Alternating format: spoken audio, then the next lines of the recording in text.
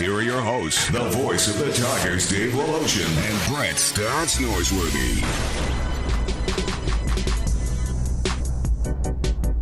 Welcome in on this Thursday, another day of hits. We keep getting stories that make you wonder, that make you ponder, that open up your eyes, that thrill you like at the Olympic Games.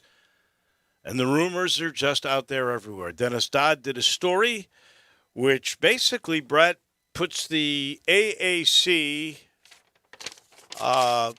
together with the Big 12 to be a super league. So you would take Memphis and Central Florida and South Florida and Cincinnati and Houston and Tulsa and Temple and East Carolina and Tulane and SMU. Of course, there's Navy.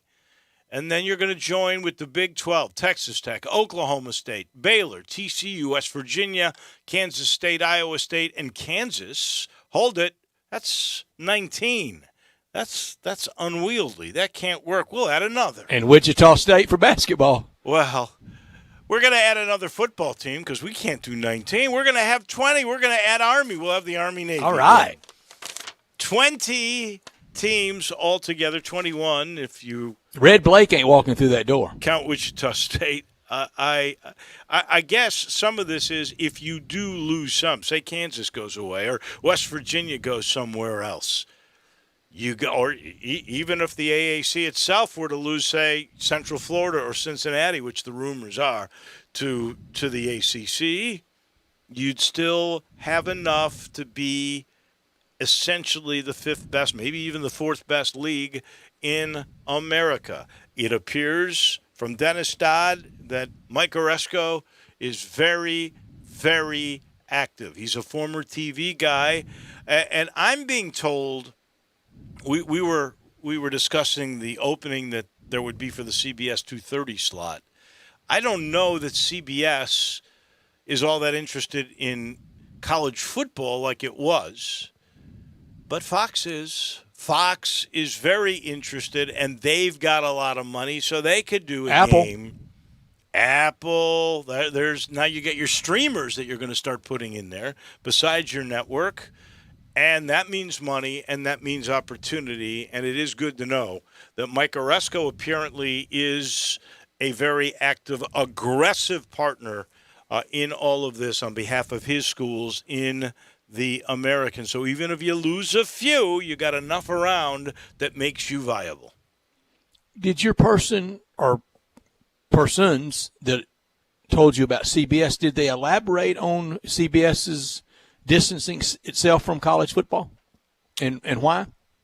You know what? I think they are totally committed to the NFL. I think they got a bad taste in their mouth on what happened with the ESPN SEC package. And so I believe they want to put their money into something else. The other interesting aspect is that Fox has become more and more active when it comes to just the game of football. Not only are they interested in doing a lot more college football, but, you know, this came a few weeks ago. Remember we were talking about a new spring league, the reincarnation, kind of the USFL. And the one guy with Fox in his pocket is trying to do that. Now, there's probably going to be some interesting negotiations because he wants to use the names of teams that were actually in the league in the early 80s. And that hasn't been figured out yet. But Fox is interested and financially putting money into that league. So they want more football.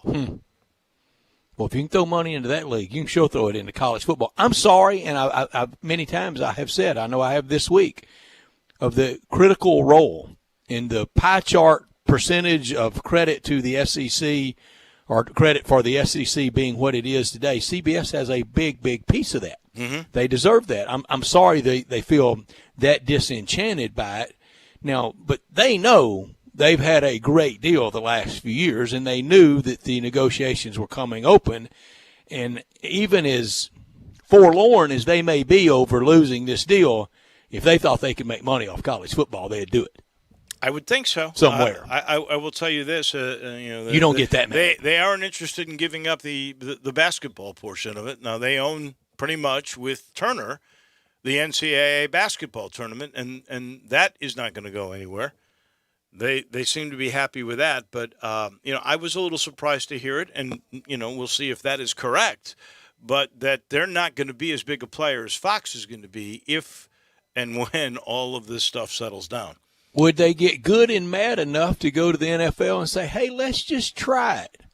1 3:00 game, say once a month during college football season of the NFL on CBS. Wow, that would be very interesting. And don't forget, though, ESPN is also a partner of the NFL, pays a pretty good bit of money for that Monday night package. In fact, if I recall correctly, you tell me if I'm wrong, but I think they were paying more for their Monday night package than NBC was paying for the Sunday night package, even though NBC was getting the first choice of games. Now, who? ESPN has Monday night. Yes. So they were paying more money, I think, than NBC was paying for the Sunday night game, even though the preference order went to NBC. So I don't follow you where it pertains to CBS. No, it doesn't necessarily pertain to CBS. In my point is that they still have ESPN as a partner. You were saying I see. Oh, I see. You think just crossing too many wires. I'm just saying that the NFL is not going to go, right, CBS, we really like those Saturdays, and gotcha. We can understand you're mad, but wait a second. I'm sorry for the brain fog. That's okay. We got a partner over here that's pretty invested in college. I don't think we want to make them angry. Gotcha. I see that just might not be worth it. But as I said, just throw out that once a month or just to see. Kind of like when you're crappie fishing. You just throw it over there under that log under the tree. It's just a hard spot to reel it back in because that's where the big ones are. Just kind of show you really who is the king. Did I just go a crappie fishing correlation? You did. Good Lord. Which is interesting to me because I didn't think seriously you knew how to bait a hook. I'm not 100% certain of that. I'm not sure I do. I know I couldn't fix a broken line. So. Ooh, neither could I, so we're in the same boat there. That's when I'd always just hand my pole to my brother and he'd go, again. Do you really think that this could be pulled off? That you could, of course, yes. Who would have really thought yes, I do, Dave. that Texas and Oklahoma would have be thought leaving we'd had our for last the SEC? week? Yeah. Right. Yes, and yes, I do, Dave. And I have that much confidence in Mike Oresco. Wow. And I think he can pull this off.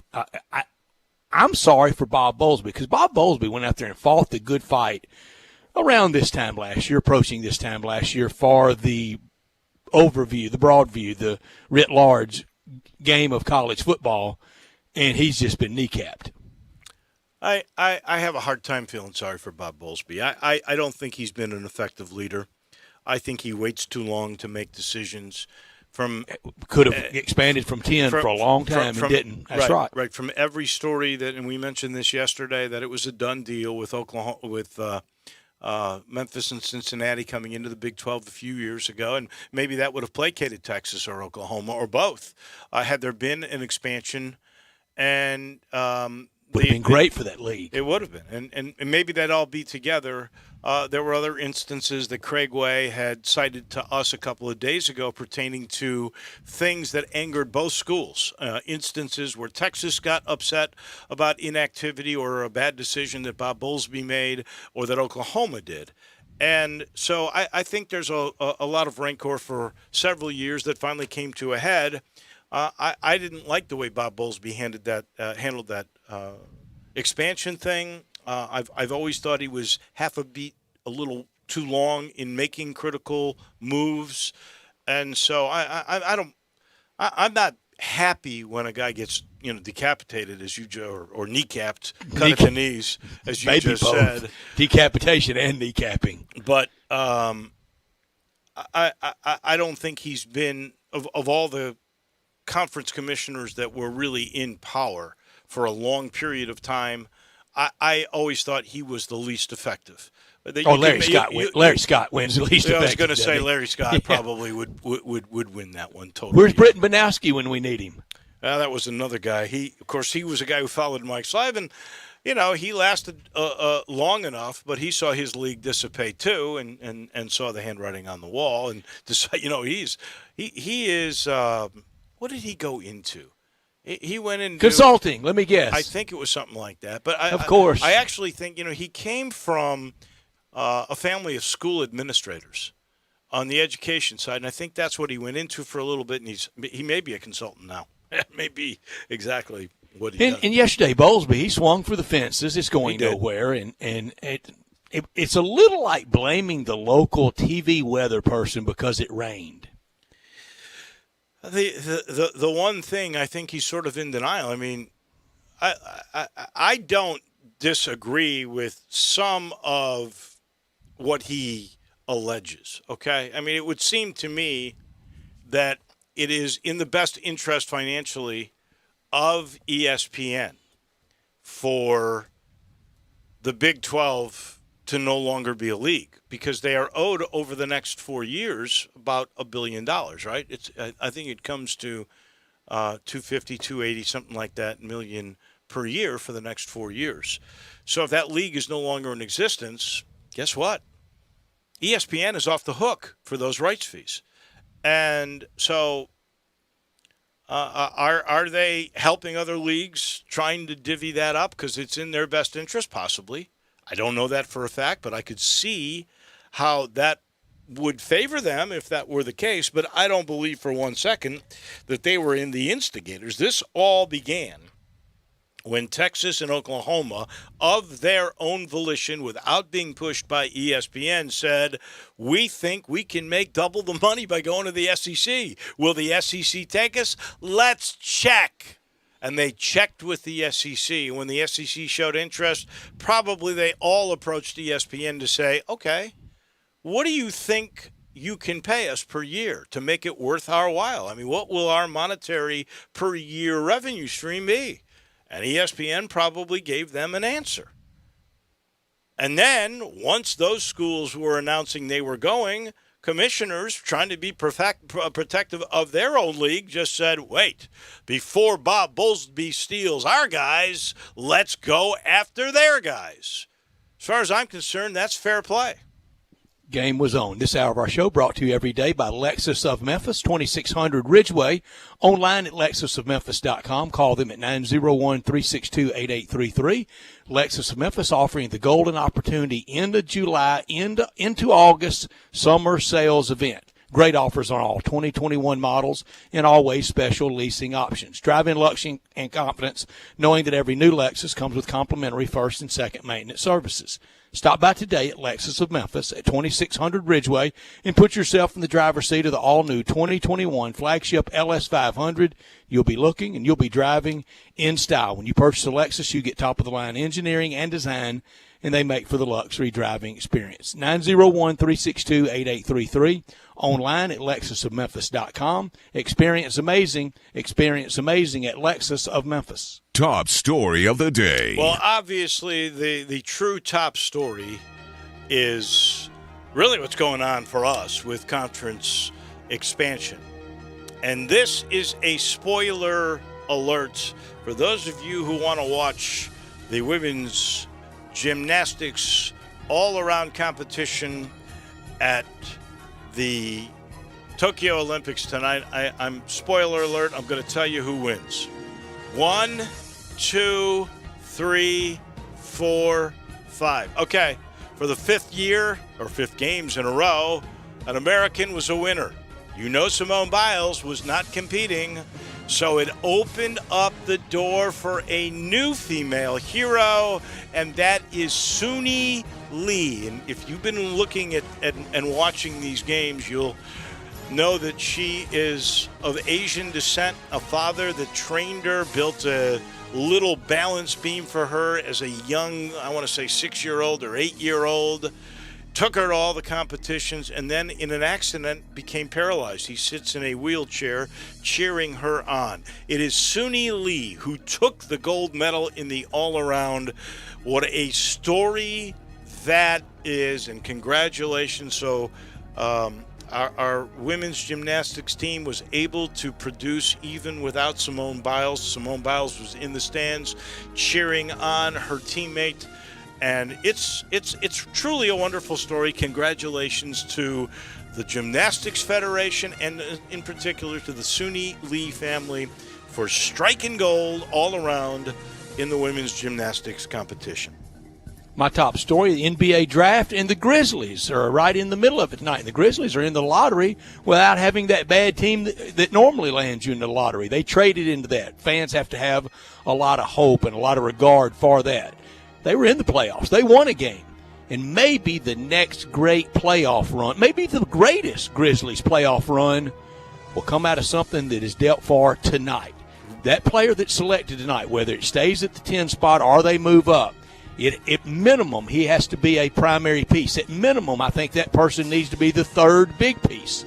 Jaren, then that player tonight, and then Dylan Brooks. At minimum, he's got to be the fourth big piece. If he's right behind Dylan Brooks, then okay, that means Dylan Brooks is even getting better. But it can't be a bust. Top story of the day. Before we get there, if it's not going to be a bust, it has to be better than the fourth behind Dylan Brooks. Just my thought process. Real quick, hard one. Will it be number 10 or will it be higher? And I've heard higher. Maybe Evan Mobley? Would you trade Mobley? Would you trade to get Mobley and give up Jaren Jackson Jr.? Yay or nay? I don't think he would do it, basically. Not top story of the day for me. I don't know if you know Sam Kendricks from Oxford. He is a world champion pole vaulter. He is a guy who won the bronze in 2016, took the last 2 gold medals at the World Championships, holds the American record at 19 feet, 10 and a half inches. Many people thought he was going to win a gold here, out COVID-19, isolated in a Tokyo hotel. Sad story there. He and his dad is his coach. It's a great story, and it comes from Oxford, Mississippi. My not top story, 1 week from tonight, the Hall of Fame game in Canton. Aaron Rodgers is in camp. The rookie quarterbacks are all mostly signed. Zach Wilson remains unsigned, but he's going to sign soon with the Jets. I think he just did. He might have just good. I think he just signed. Dak mostly healthy, although they're a little worried about his shoulder, but that'll go away. NFL feels pretty normal, except for the Deshaun Watson story. It's pretty quiet on the NFL front. It seems about football, and it's the big reset of the sports clock. A week? Did you say a week from tonight? Yes. Man, we're here. I mean, it's done. We got WGC next week. I mean, we are hot and heavy into it. So we told you the story of Suni Lee, and that's a positive story. We told you about Sam Kendricks. That's not such a good story, but there is still a lot of tales to tell, and what's coming up tonight. We get our Summer Games update for you from Westwood right now. Westwood One Sports presents this special update on the 2020 Summer Games, sponsored by Bank of America Customized Cash Rewards Credit Card. Earn 3% cash back on online shopping. With Simone Biles out of the women's all-around competition due to mental health, Suni Lee took advantage of the opportunity and won gold. The 18-year-old from Minnesota hit consistent routines to take the top spot on the podium. Rebecca Andrade, the silver, the first medal ever for Brazil in women's gymnastics. Bronze to ROC's Angelina Melnikova. The women's 4x200-meter freestyle relay, that gold medal to China, was expected to be an Australia-USA showdown. Instead, Katie Ledecky and the U.S. the silver, Australia the bronze. The U.S. women's rugby sevens, a pair of wins over China and Japan. They get Australia tomorrow to determine the top spot in Group C. The United States leads the overall medal count with 38, 7 in front of China for second place, with ROC in third at 28. With this Summer Games update, I'm Jason Horowitz, Westwood One Sports. You're always up for some fun with the family, so you order the essentials, a new board game, some baking supplies, and even a new projector for outdoor movie night. And with the Bank of America customized Cash Rewards credit card, you can choose to earn 3% cash back on online shopping, which could increase to up to 5.25% as a preferred rewards member. Rewards which you can put toward an extra treat that everyone will enjoy, like an old-fashioned popcorn machine. Visit bankofamerica.com/more rewarding and apply now. Copyright 2021 Bank of America Corporation. Liberty Mutual Insurance Company presents and Doug. And we're back with Limu, Emu, and Doug for the final question. Category is things you climb. All right, Limu, what do you think? You sure? We're going with Liberty Mutual customizes your car insurance so you only pay for what you need. Oh, so close. We were looking for stairs. Huh. Only pay for what you need. Liberty, liberty, liberty, liberty. We are Sports 56 WHBQ. Listen to us daily on 560 AM and 98.5 FM, as well as around the world at sports56whbq.com or on the Sports 56 app. No one outfits golfers better than Edwin Watts Golf Shops. We've been fitting golfers since 1968. Utilizing cutting-edge fitting technology, we'll analyze your swing and our Foresight launch monitors and fit you with the perfect club, pair of shoes, the latest golf apparel, golf balls, bags, and more. So come by today for your complete custom fitting. Edwin Watts Golf Shops, home of the 90-day 100% satisfaction guarantee.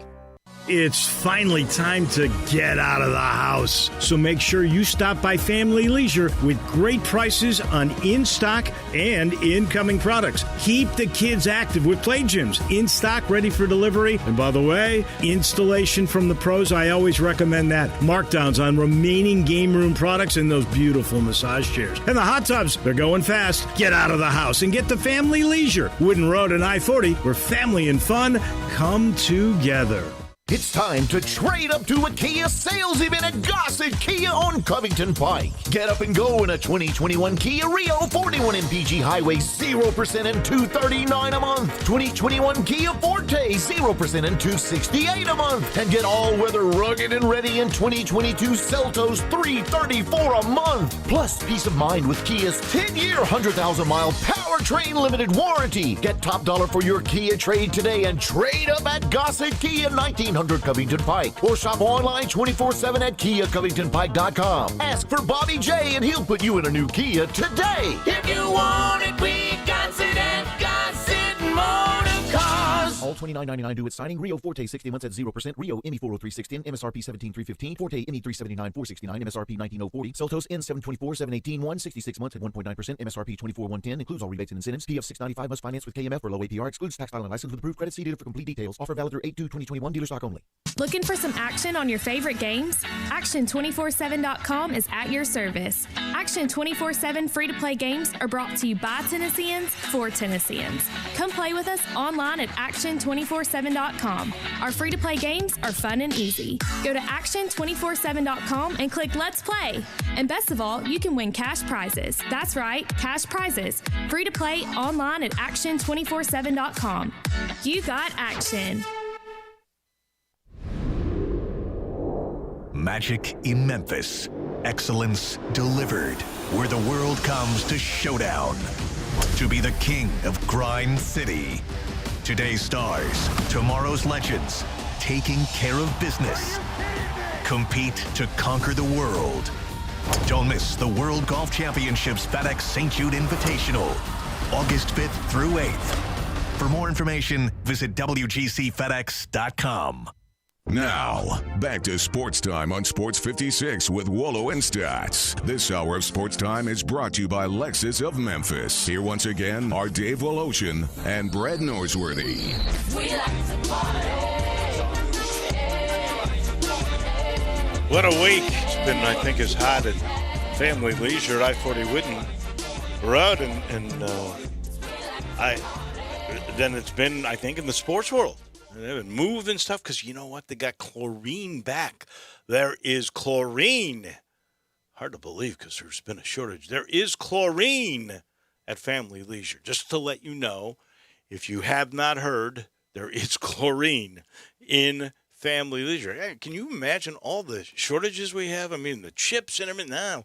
But we got chlorine and we got everything else back. And by the way, moving the fall stuff in, it's never looked better in the place. Patio furniture, or they still have the play gyms for the kids, and they'll give you professional installation for sure on that. Markdown's still going on with game room products. I love the air hockey. Massage chairs, too. Hot tubs. They're going to go fast because here comes fall. And you know, when that weather gets a little cooler, nothing like after you've exercised hard, but to get into your own hot tub. You can do that with the help of Family Leisure. I-40 and Wooden Road, where family and fun all come together. Zach Wilson did sign today, Brett, $35 million, almost $23 million guaranteed. So not bad for Mr. Wilson, and we are getting more and more set with all of these deals as we are a week away from the National Football League all opening up. Always a pleasure to chat with our friend from ESPN and from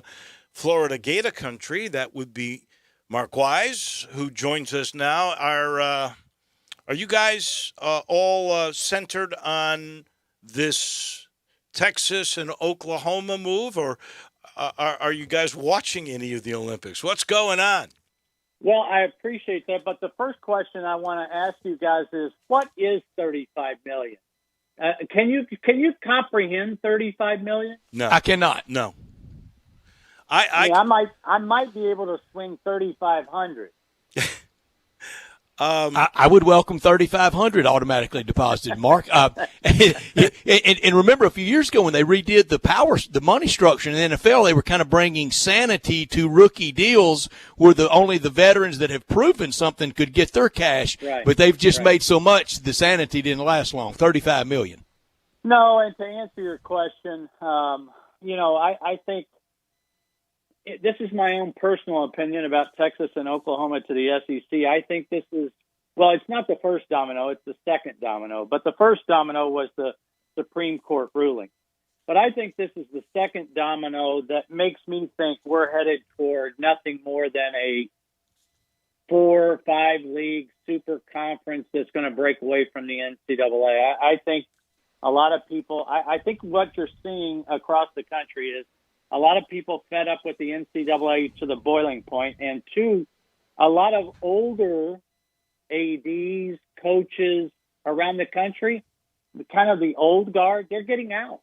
They're good. They don't want to go down this path, and I understand that. I would consider myself an old school guy. I have a lot of problems with some of the things that's going on. But that being said, I think we're past the Supreme Court ruling just changed the way we do business in college athletics. I don't think there's any question of that. So if you're asking me about my first opinion of Texas, Oklahoma to the SEC, I think it's going to start a new round of realignment. I don't think there's any question about that. And I think that realignment will lead us to a breakaway from the power conferences from the NCAA.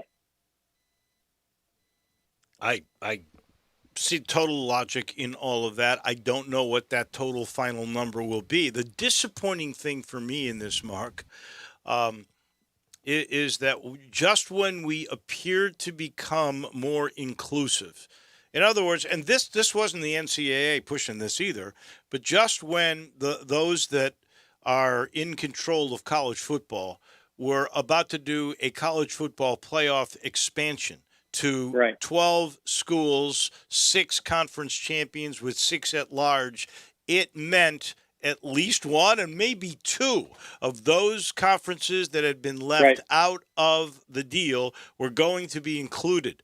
By the scenario that you just uttered, that will not happen. It will go the opposite way. That would be my opinion. I'm afraid that the rich are going to get richer, and that's not going to change anytime soon. That's been going on for some time, so that's not a big shock to any of us. And yes, I'm of the opinion, I don't know if I mentioned this to you guys when I was on the last time. I'm curious now, 10 years ago, if we had started paying the players, and I get all the problems associated with that. So I get the different people different people can't afford to pay. I get all that. I get the Title IX issues. I get all that. But if we had started to pay players 10 years ago, would we have the NIL issues that we've had to go through in the last year? I don't think so. I don't think the NIL would be a thing. I also don't think we would have the transfer portal as it exists today if you paid players. So I'm just curious. I'm one of those that reluctantly wants to say maybe we should have played them in the beginning. Oh, we should have. In the Ed O'Bannon case, if they could go back and do everything opposite of what they did and how they treated him, then everything might have been better. So it shakes out, Mark. How does it affect college basketball? Do we have the NCAA tournament as we know it, Selection Sunday with the bracket reveal, the first four, all that? Will it always look the same, or will it be different? In the next 5 years, I think it will look the same. If you're asking me in 5 to 10 years, will it look the same? 50-50. Will it look the same in 10 years from now? I just don't see how. The one other part, let me back up, and I want to tack on to one other thing about the Texas and Oklahoma moving to the SEC. And I know you guys have discussed this, and I'm sure you'll agree. If you put Chris Beard in your conference just got better. And Porter Mosier. If you put Porter Mosier in your conference just got better. Mm-hmm. So even though these are not what I would call two rabid fan bases, I understand what might happen down the road, but Texas might play Central Connecticut State in a bye game, and they might have 5,000. Oklahoma might have 4,000. So they're not the rabid fan bases.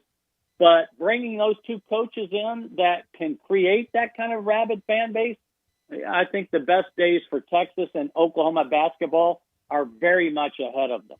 Well, this is driven by football. There's no question. Oh, no question. In my mind about it. But, the other rumors that you hear are that the SEC might not stop at 16. They may go to 18, 3-16 pods that Clemson is interested, and North Carolina could be the school. And I understand how good that would be for the SEC, but in my mind, that would be terrible for the entity that we know as college athletics.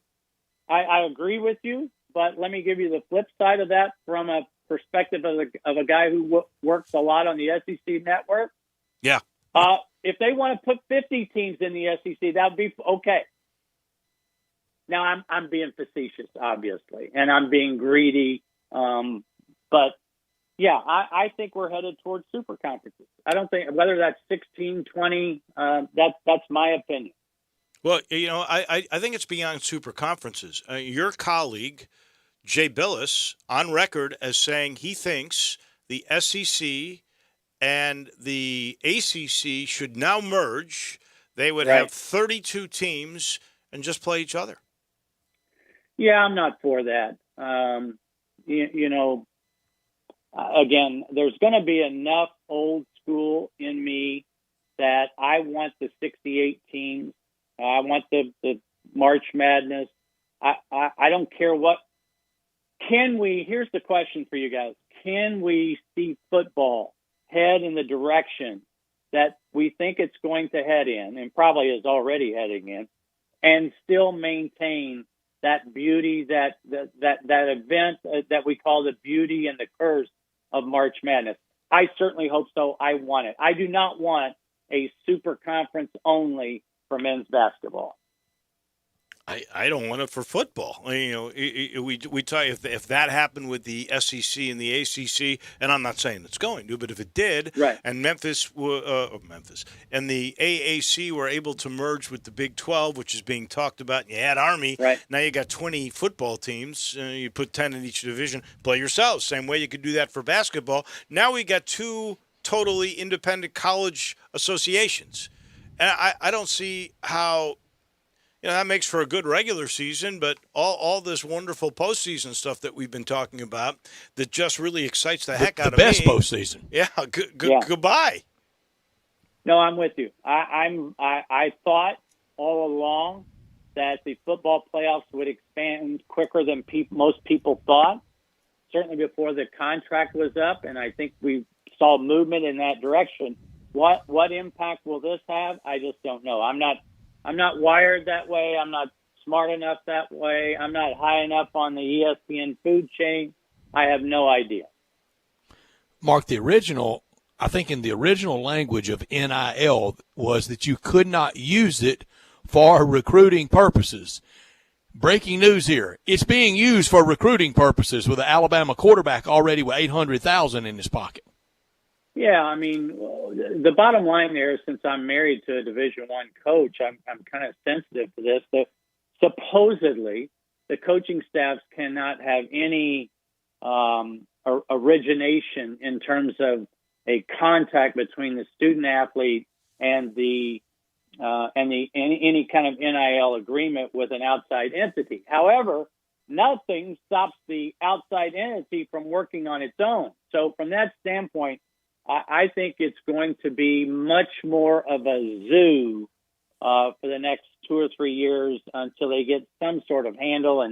And guys, whatever you do, don't even get me started on the transfer portal, because it's just, you guys have heard my spill about that before. My thought process on the transfer portal is not everyone can afford to cheat and buy players. Everyone can afford to cheat in the transfer portal because it doesn't cost anything. Right. It doesn't cost you anything to call and try and poach somebody's player from another team. I don't mean to totally get you in trouble or to pry too much, so you tell me where to stop. But I really want to understand this, because this is really a perspective that you are unique that you will have. And that is, you mentioned you are the husband of a Division I coach. Your wife, we should let everybody know, since you brought it up, is the volleyball coach, right, at the Florida Gators. Is that correct? Right. Okay. Yeah. So that's a school has been for a long time. Right. And very successful. Right. She's a legend there, to be honest about it, and that's great. Well, thank you. Thank you. So, yeah, I mean, wait. There's a well-heeled institution with a lot of boosters, and I am certain that if Dan Mullen wants to get his quarterback some money, he can figure out a way, pretty well legal, where he'll make sure that a booster knows to call him, to then call the agent or the agency that is booking all this stuff for a particular player. I am curious, on a successful women's program, volleyball, what kind of NIL opportunities are there going to be for those kids? Is this really for basketball and football, or is this truly going to be for women? Well, I think it's going to be for women as well. It just depends on where you are. I mean, the number one social media, I won't say this correctly, but the number one social media, Instagram accounts, I think in Nebraska is a volleyball player. Right. And so I think there won't be as many opportunities for women, in my opinion, but there will certainly be some opportunities. So again, let's talk about the elephant in the room. We all know that pairs have been played in basketball, right? And the key for those coaches that choose to go down that path is to separate yourself from that. Whatever we see in movies, plausible deniability. So the same thing's going to be true in the NIL. I mean, it's just the way it's going to be for a while. Now, should it be that way? Are we concerned? Why should we be concerned? Because now it comes back to paying the players? I don't know. I don't know if that's a good thing. I know this. I know the NCAA can't govern the rules they have now. What makes me think they're going to be able to govern anything else going forward as it relates to either the NIL or the transfer portal? And Emmert admitted that he waved the white flag that he can't do anything. When you got shut out by the Supreme Court and you spent $68 million in attorney fees to try and fight it, I think that would change your paradigm. Yes, that's a big whipping, as you put it, man. So how quickly do you think we will see? And I'm not talking about super conferences, but Oklahoma and Texas and those teams playing each other on the field and on the court. You're talking about in the SEC? Yes, because we know that's going to happen. I would say every year, I would say if you worked your way backwards, I think the contract runs out in 25, correct? Right. So I'm going to say if this thing goes to 25, I'm going to put that at 5%. Okay. And if they play next year, I'm going to put it at 10%. So my guess is somewhere at 23, 24. But I promise you those negotiations have been going on, are going on. I mean, it's just, do I blame Texas and Oklahoma for going to the SEC? Under no circumstances. Do I blame the Big 12 for being upset about Texas and Oklahoma going to no, I don't. But it's just big business, fellas. You guys know that. I mean, we're not talking about chump change here. This is huge dollars. No. Even Texas, with a $32 billion fund in escrow, even that school understands the difference between $36 million a year and $75 million a year. Yeah, but the basketball tournament's big money too. What does it tell you that Texas is willing to give up the Longhorn Network? Now, I get it. The Longhorn Network has not benefited anybody but Texas. But think about the exposure that they get 24/7 on the Longhorn. I don't care who gets it or where you get it. I mean, you can get it on DirecTV. I've got it. So, anyway. to the best of my knowledge, Mark, though, they are willing to give up the Longhorn Network, but they are not willing to give up the rights fee. So they are going to get $200 million over the next 20 years from your boss. Your bosses are still paying them. It's easy to give it up when you're still getting paid for it. If you think $35 million is hard to comprehend, try $200 million. All I know is I hope we don't cut analyst contracts and game fees starting this year. No, not you. Especially since you're mainly with the SEC network these days. I think you're sitting in the catbird seat, buddy. Oh, my goodness. It is. Think about this, guys. How much change have we seen in college athletics, not only through our adult lifetime, but just in the last 10 years? Just in the last 10 months. I mean, think about this. I mentioned this to our athletic director yesterday, Laird Veach. I said, when you came in, honestly, two years ago, not even 2 years ago, Memphis was going to the Cotton Bowl, and the Tigers had just finished the #1 recruiting basketball class in the country. Since then, he's had transfer portal, NIL, AARP or AIRP, whatever the new judicious part of the NCAA is. Then you had now you got conference upheaval, revolution or renaissance. I don't know what it is. These are waters that, I mean, no one's ever had to steer. And here we are, and really it's been in about a year and a half. And nobody knows what direction the current is rolling in. Right. I mean, much less steer it. Here's the other thing that I would tell you, and again, I have to remind myself of this occasionally. Everybody said that when we went to 64 teams in the NCAA basketball tournament, it was just going to water down the event. It's done anything but. Even when going to 68 and adding Dayton, everybody said, it makes the bubble softer. No, it hasn't. The bubble's been the bubble whenever. When they said that we were going to bring the playoff in football, it was going to ruin the bowl system. It has not ruined the bowl system. The bowl systems only struggle because we have too many bowls. So from that standpoint, will college athletics be standing in 10 years? I don't think there's any question in my mind.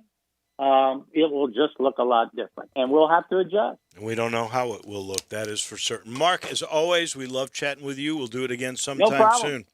Enjoy the rest of your summer. Watch the draft tonight. Well, we will. I'm going to give you two quick things to watch for in the draft. Okay. Keon Johnson versus Corey Kispert. Who goes first in the draft? That might tell you something about what NBA teams are thinking. A wing that is ready-made on the defensive end, a wing that's ready-made on the offensive end. Okay. And then Sharif Cooper versus Trey Mann as a point guard. Mm-hmm. See which one of those two guys go first. Those are a couple of things I'm keeping my eye on the draft tonight. Who should the Grizzlies take at 10? Tell me who's available. Well, I after the first 5 or 6, it's going to be it's going to be an interesting. I wouldn't be opposed to Wagner, the kid from Michigan. Yeah, Wagner. Wagner. Will Moses Moody be there? He could be very easy, but I could also see him going in that first tier after the first 5. Book Knight, I love. Moody, I love. I talked about Keon Johnson. I see him anywhere from 13 to 20. That's going to be interesting. What do you think of Giddey, the kid from Australia? I don't know. I'm not the international expert. You'll have to call Fran Fraschilla for that. Okay, we'll do it. Thank you, Mark. All right, Take thanks, care. guys. Bye-bye. That is our friend from ESPN. Just a wonderful fellow, Mark Wise. Brought to you by Conway. Are you an HVAC installer? Listen, I want you to work with a company that is just outstanding. Conway offers great benefits, health insurance, holiday pay, paid time off, 401k, a whole lot more. They also give their installers some of the newest tools, the trucks, the equipment, all the best toys in the business. That makes it easier to deliver great customer service. And if you don't know this, Conway's never laid off an HVAC installer. So listen, if you're drug-free, you got a clean criminal background, a good driving record, I want you to talk to my guys. It should be that if you're a premier installer, you should be working for a premier service company. Do yourself, do your family a favor. Call Conway. That's 384-3511, or go to the website, conwayservices.net. We take a break. We'll come back. Oh, baby, there's some baseball news that is swirling. Rumors all over the place. We'll go over those in just a minute. Get your day off to a great start with Peter Edmonston and Anthony Sane on Sports 56 mornings. Weekdays from 7 to 10 on Sports 56 and 98.5 FM. At Southern Airways, we fly to make your day. Memphis's hometown airline, Southern Airways, is offering a sizzling summer deal. For this July only, flights from Memphis to Harrison-Branson, Hot Springs, and El Dorado, Arkansas have a promotional fare starting at just $19. Fly over the interstate traffic and bypass the bridge delays on one of Southern's flights to Arkansas. Catch a concert in El Dorado, hit the lake in Hot Springs, or fly to Harrison and make the easy drive to Branson or even to Fayetteville. Flying Southern is easy with no TSA screening hassles and free parking at Signature Flight Support. Don't forget, Southern service to Destin has returned for its 9th summer season. So if you're planning a trip to the Emerald Coast, visit iflysouthern.com to reserve your seats today. At Southern Airways, we fly to make your day.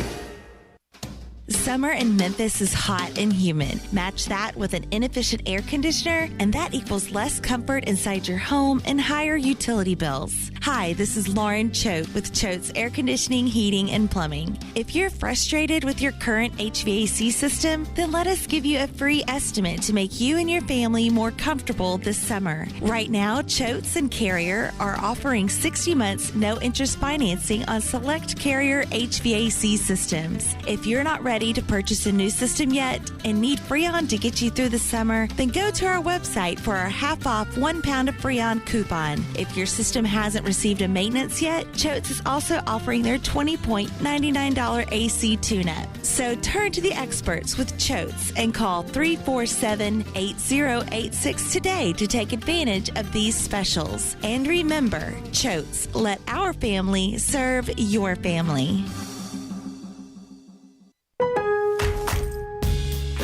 Save now on Pro Essentials with Lowe's Pro Summer Savings. Save on select appliance special values. Plus, save an additional $50 when you buy 2 or more appliances, each priced $396 or more. You'll also find savings on tools and more throughout the store. At Lowe's, the new home for pros. Must ask cashier to apply discount in store. Online must use promo code. Can't be combined with any other discounts. See Lowe's.com for exclusions and terms. Valid 7/15 through 8/4. U.S. only.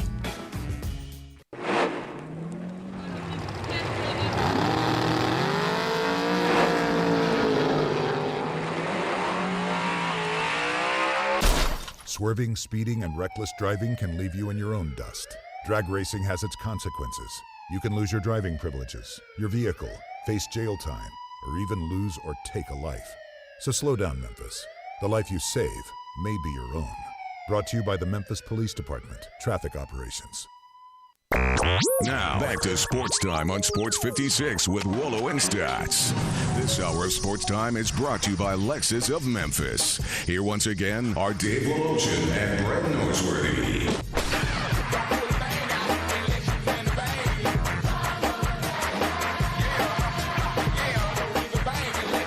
Welcome back in as we finish up hour number 1 here. You remember how you told me, Brett, you be there for me, correct? I will be, Dave. Cubs losing 7-3.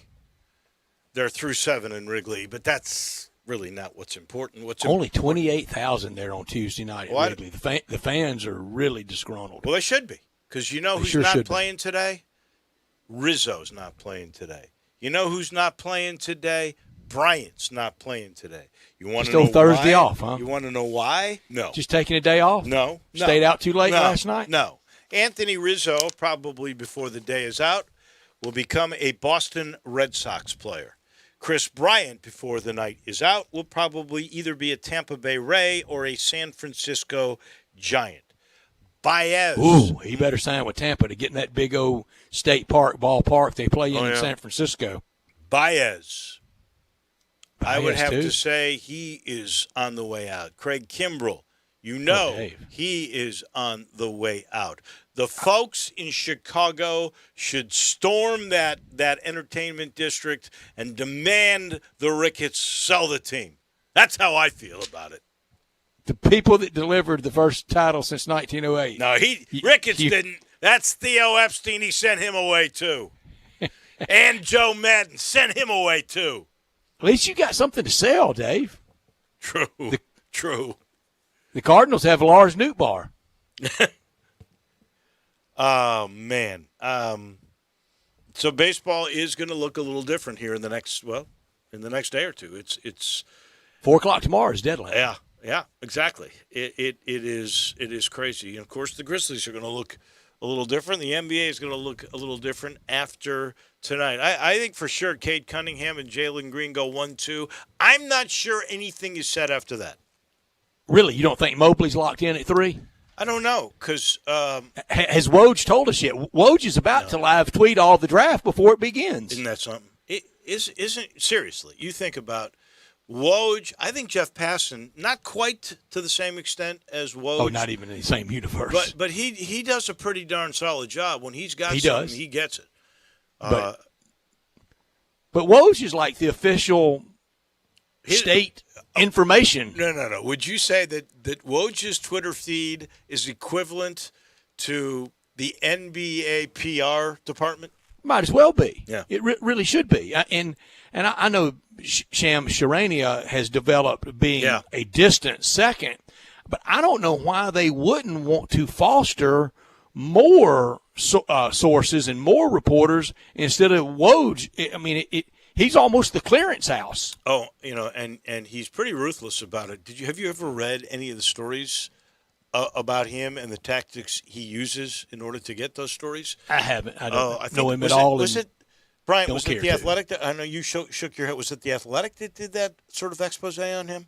I don't remember exactly where I saw it. It might have been The Athletic. I think it was The Athletic. I don't think Sports Illustrated. No. I think it was The Athletic. So he's cold-blooded? Oh, my gosh. He is one tough dude. Imagine that. He is one tough dude. That is an hour in the books. This final portion of Our 3 o'clock hour brought to you by Ken Garland. Ken Garland Custom Home Builders. Ken knows you're making a big decision.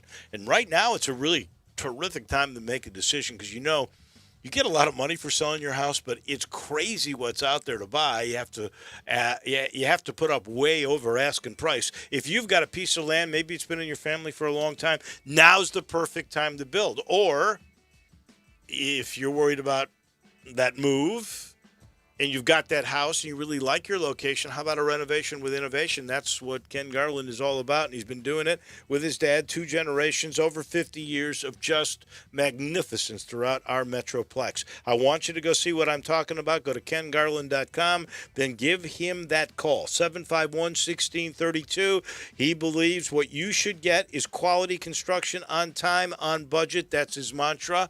And he's very particular, and he's great. He just sees little details and big picture all at the same time, and he knows what commitment you are making. That's why he will work closely with you. Again, that number, 751-1632, Ken Garland Custom Home Builders. We'll pause for just a minute. When we come back, a lot on the NBA draft. We'll pick the brain of a guy who really knows from Yahoo. Keith Smith standing by in Orlando. He comes your way next.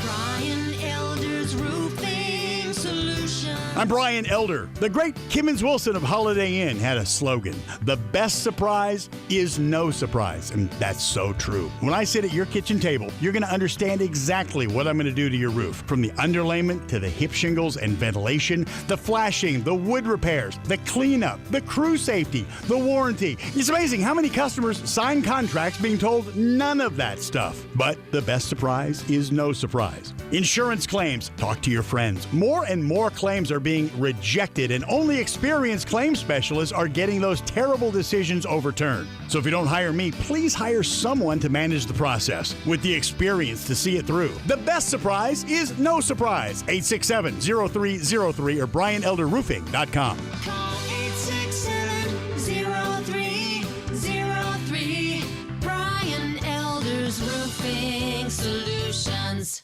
Hey, if you're hungry for great Mexican food for breakfast, lunch, or dinner, got it. La Guadalupana. Guadalupana. Choose from tacos, burritos, enchiladas, sizzling shrimp, beef, or chicken fajitas, and even a Cuban sandwich filled with Mexican sauces, chicken, ham, steak, jalapenos, avocado, and more. How about super nachos topped with melted cheese, beans, sour cream, guacamole, tomato, and jalapenos? All great with nice cold beer, domestic and imported. Good prices, generous portions, great service at 2 locations, Summer Avenue and Cordova Road. La Guadalupana.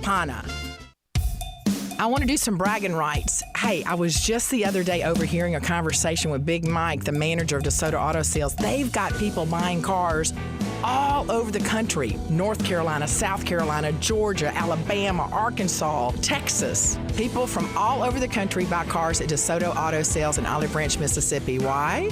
DeSoto Auto Sales has the most stringent car inspection in America. They get it right the first time.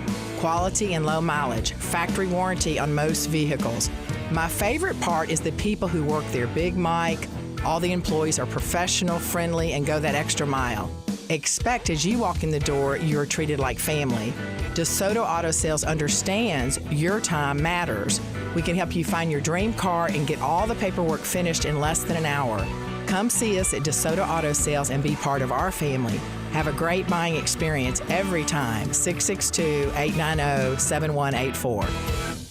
It's finally time to get out of the house. So make sure you stop by Family Leisure with great prices on in-stock and incoming products. Keep the kids active with play gyms, in stock, ready for delivery. And by the way, installation from the pros, I always recommend that. Markdowns on remaining game room products and those beautiful massage chairs. And the hot tubs, they're going fast. Get out of the house and get to Family Leisure. Wooden Road and I-40, where family and fun come together. We are Sports 56 WHBQ Memphis and W253DF Memphis, Flynn Broadcasting Stations. Now, more of Sports Time on Sports 56 with Wolo and Stats. This hour of Sports Time is brought to you by Homer Skelton Hyundai. Here once again are Dave Woloshin and Brad Norsworthy.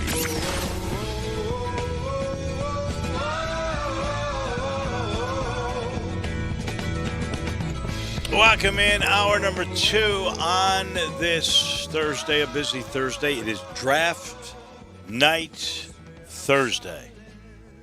What will the Grizzlies do? Will there be a move? Will they stay at number 10, number 40, or will they try to move up? Who is truly This their one's target? big. This one's big on the excitement meter because unlike a few years ago, getting Jaren and even getting Ja, well, we knew still going to be some rough nights. Going to get pounded a lot. Well, sure going to be losses in the future. There's going to be nights that you get beat by 25. That's part of it. But this one feels like a big piece of the puzzle. This is even in that 10,000-piece puzzle. This is that big centerpiece. No question, and already a big move. We haven't had a chance to talk with our friend down in Orlando from Yahoo, Keith Smith, about the Valanciunas move and picking up Beasley and Stephen Smith and I have no idea. Stephen Adams, excuse me. Where my head's at. And I have no idea if Beasley's even going to be in a Memphis uniform. But by the time everybody suits up here in a few months, what is your take on the trade, Keith? And what do you expect for the Grizzlies tonight? Will they stand pat, or will they still try and move up even more? As to the first part on the trade, and good afternoon, guys. Merry Christmas in the NBA today. Yeah, exactly. It's a good one. Absolutely, no doubt. Let me interrupt. You tweeted earlier today you were scared to even get in the shower today because you were scared a notification about the time you were soaping up hair would delay. Keith, I'm sorry to do you like this and this much public information. Were you able to bathe today, Keith? I did. I did Good. get a shower and I did get the shampoo in there without missing anything. So my timing was good for at least one time. Good deal. For the trade, I think this was the very rare win-win interdivision trade. We never see those kind of things. They're pretty rare that they happen, especially when neither team is in a full rebuild mode. So I think the Grizzlies did great here. I think when they really surveyed the landscape and looked at it and said, all right, if we're moving on from Justice Winslow, what are we going to do in free agency with the cap space that will create? I think they looked at it and said, we're better served taking on some money and moving up in the draft and getting a player we like better than whoever we think we could have got at number 17 than we would be just spending some money in this offseason on free agents. Now, you took on money in Adams and Bledsoe, not the end of the world there because the Bledsoe contract, it's 1 year, and it sounds like they'll figure something out there. Memphis has done well in other deals where they've eaten some money long term. And Adams Valanciunas, it's a different kind of player, but I don't know that it's necessarily a downgrade, even if it is going to be a little bit of a bummer for Grizzlies fans to see Valanciunas move on. And to trade in the division with real or perceived a rival, certainly was Ja and Zion on the way up. It has the makings of being a rivalry. But both sides had to know they weren't getting snookered. Yeah, absolutely. This is a trade you're only kind of doing if both sides feel pretty good. And from the Pelicans side, we can't judge this till we see what they do with all this newfound flexibility that they have. They can get to over $30 million in cap space relatively easy now this offseason and can figure things out that direction. So yeah, it's going to be really interesting to see their approach. They've been rumored in on Kyle Lowry. Sounds like they're really looking if they can to land a point guard to come in and kind of organize and lead that young team forward. I think they're looking for their version of Chris Paul, someone who's going to come in and really get that team moving. So we'll see, how it comes together on their end. But yeah, I think both sides did really well in this one. So what do you think happens tonight? Are the Grizzlies going to pick at 10, or will they again try to maneuver to get to somebody better? Yeah, I don't know. I think we're seeing a lot of teams want to trade up, but we're not seeing those teams in front of them have a whole heck of a lot of interest in trading back. Now, what you maybe could do is get a team like Orlando, who has 5 and 8, to say, all right, we'll move back a couple spots if you're willing give us something for the trouble and moving up to 8. That might make some sense. But I think it is, I think it is less likely that we're going to see, anybody else, moving up in this draft. Because I think those teams that are up there, 1 through 10 or so, feel pretty good about where they're at. All right, so if no more trades, the Grizzlies, it goes off at the 10. Who do you think they most want, and does that line up with who they will get? Yeah, I think so. I think we're going to see, the teams at the very top, I think, are going to do great in this draft. I mean, we're already hearing reporting. I think we're all the way down to the 3rd pick now, maybe even the 4th pick of, those teams are locked in. Right. I jokingly tweeted, think we can get the lottery done by dinner time here on the East Coast, and, I'll move along. But after that, then I think, then it starts to slot into less about the guys exactly that are there and more about fit, personal preference, and those kind of things. You might see, a guy go kind of out of order compared to what most agree upon and those kind of things. But I think they'll largely come away from this pretty happy. Would you think if it's between Moses or Giddey at 10, first of all, does Moses fall that far? And if he does, and you're the Grizzlies, which is the better option for the team that we think will be coming and playing next year?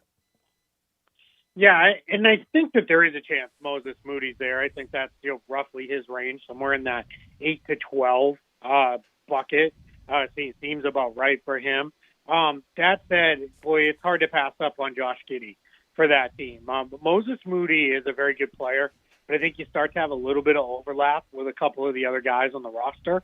With him, with Dylan Brooks, Grayson Allen, Desmond Bain, even to some extent DeAnthony Melton. I think those guys all kind of play enough of the same position that you could start to get a little messy. Now, you could always look at it as, hey, that frees us up to move on from one of those guys. That's the direction that the Grizzlies really wanted to go. But I think in the end, what we're really going to see here is if Josh Giddey is there, that gives them a really big playmaking wing. Some are positioning him as a point guard. I don't think he's going to be that in the NBA, but I think he's going to be a big playmaking wing. I think his shot, it's been a little rough the way it's played out so far, but I think it looks good. And I think it looks like, eventually he's going to make his jumper. So I think that's the direction I'd lead. Give us someone in the 18 to 25 range. The Grizzlies aren't going to be involved in that, but someone that can have that breakout year last year, because there was a guy named Giannis that was in that range once upon a time. Yeah, that's a good question. It's this draft, what I find kind of most interesting about it is it feels like it's a little bit flat. After you get to about 7 or 8, it feels like it really becomes personal preference for teams all the way down to maybe even as far as, 17, 18, 19, or even 20. So that's where, I think as we look at that one guy, he may not be in quite the range you laid out because it sounds like he's starting to move up. Boards a little bit of Zaire Williams out of Stanford. Sounds like he's that kind of wing with size that people really like. He's got a lot of potential. It was kind of a messy fit at times for him at Stanford, but when you look at him as an individual, it sounds like teams are really getting kind of high on him. So he's somebody. And then I really have come around on, he might be a little later, but I think he's starting to slide up. Bones Highland. He's a point guard out of VCU, Virginia Commonwealth. This kid is tough. He isn't afraid of anybody. He's going to go right at people. He's definitely a point guard in the NBA. He's got good deep shooting range. As teams migrate more to these dual ball handler lineups, he's got enough size that he can play next to other guys as well and play on and off the ball. So he's a kid I really like, and I think he's got the potential to be one of those guys you see drafted, and he's going to put that chip on his shoulder and remind everybody about it daily as he's kind of kicking tail. I look at all these mock drafts, and I think how deep this whole draft is when you got a guy like Davion Mitchell, who played so well for Baylor in the tournament, and he's down most of these mocks, 13, 14, 15. That would tell you the depth.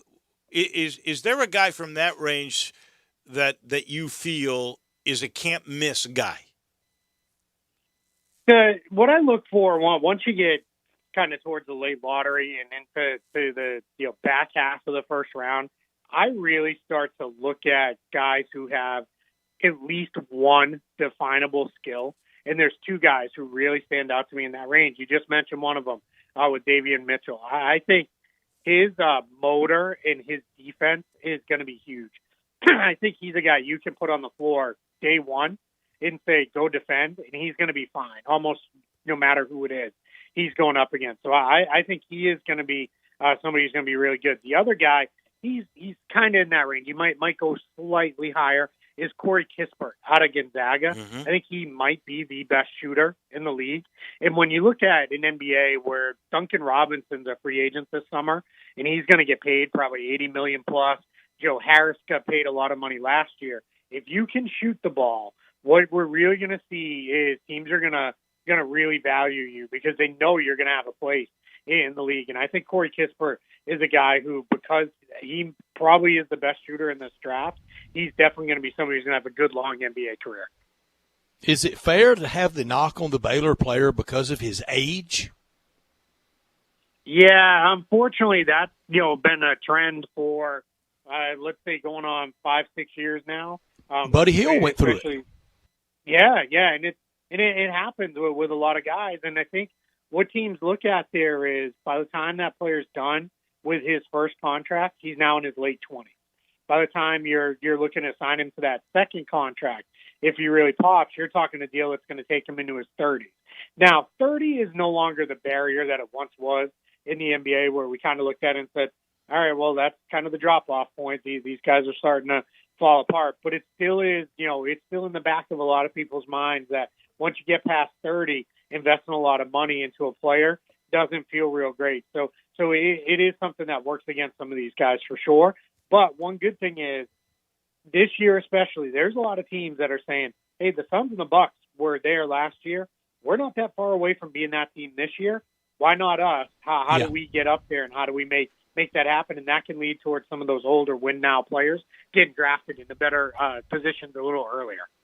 Everybody seems to think Cade Cunningham, first pick, the Pistons, and he certainly had some unbelievable moments, but there were some inconsistent moments, particularly in the beginning at Oklahoma State. Jalen Green apparently is for sure the number 2 pick going to the Houston Rockets. Most people think Cleveland will take Evan Mobley. I personally think he is going to be a really good player. I think a for sure guy that is going to be a 10-year solid starting rotation player is Jalen Suggs. I don't know much about Scotty Barnes, the freshman at Florida State, but and then we'll throw in Jonathan Kuminga, who most people, he's 5 or 6 in most of these mock drafts. Who's the one guy you're 100% certain will be a long veteran in the NBA? Who's out of that group of 5 or 6 will be a bust if you think there is one?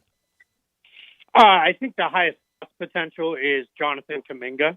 I just think, what is he? I think that becomes a little bit of the challenge for them. And I'm sorry, guys. There's all kinds of breaking news. We got Nets making trades, and the Nets traded Landry Shamet to the Phoenix Suns for Javon Carter in the 29th pick. And then this is the big one. Lakers and Wizards. This is from Shams Charania, engaged on a trade that would send Russell Westbrook to L.A. So wow, this is madness. We got it. Let's go. Right, back home where he played it. He played at UCLA. Wow, absolutely. So to answer your question, sorry, Jonathan Kuminga is the guy I think has the most bust potential in that range. So I'm just not sure what he is. I used to be the guy who said, "Give me the athlete. We can teach him how to play basketball, and it'll all work out, and we'll go from there." I'm just not fully sure, after seeing so many of those guys fail, that we'll get there.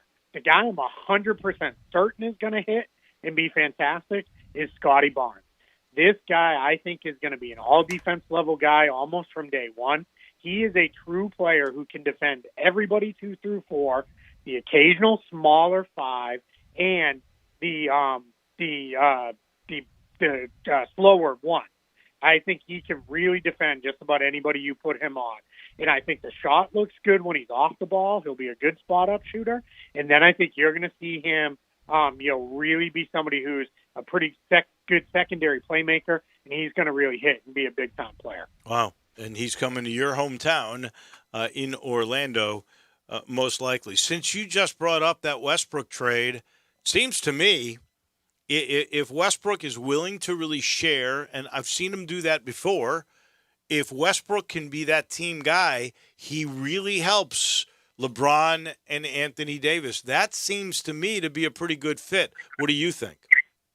I think it's a good fit in the regular season for certain. And it sounds like it's going to be Kyle Kuzma, Montrezl Harrell, who just opted in, Kentavious Caldwell-Pope for Russell Westbrook, and the 22nd pick could be involved. Again, this is all being reported right now, developing live here. So I think what we're going to see is if this trade comes out, the Lakers, this is great in the regular season, because then what you can do is you can spot James rest when you need to, Davis rest when you need to, and, of course, Westbrook rest when you need to.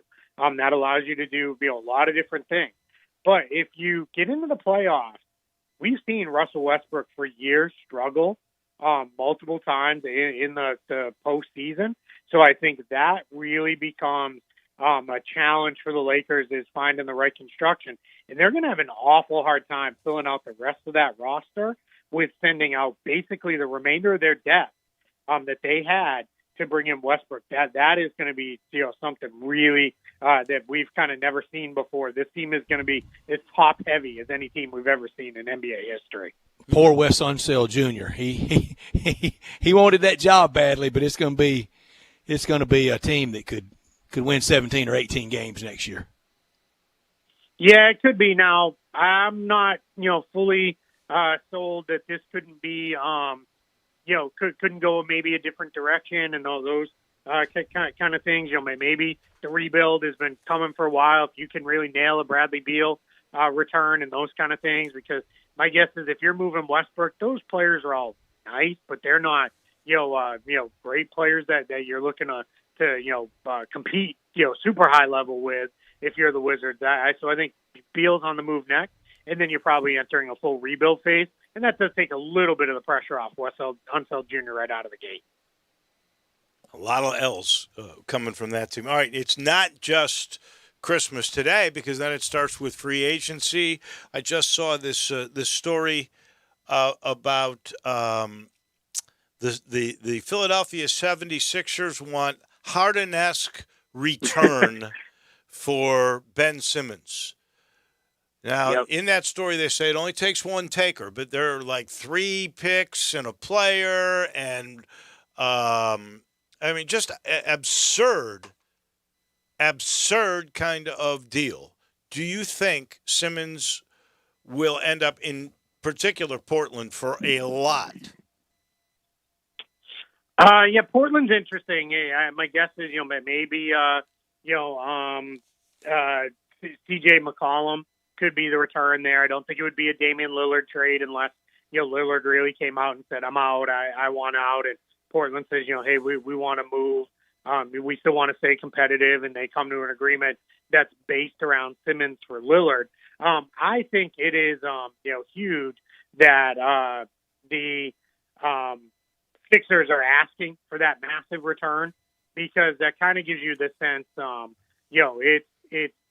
that's what they're starting out with, and that's what you do. You ask for a lot at the beginning, and then what you do from there is you kind of back, down as it goes, because they're not going to get 4 first-round picks or more for Ben Simmons. So, they're setting the price really high, because you start high, because you never want to complete a trade and then say, geez, could we have gotten more? Right. I think you'd rather, start high and then come down from there if you need to.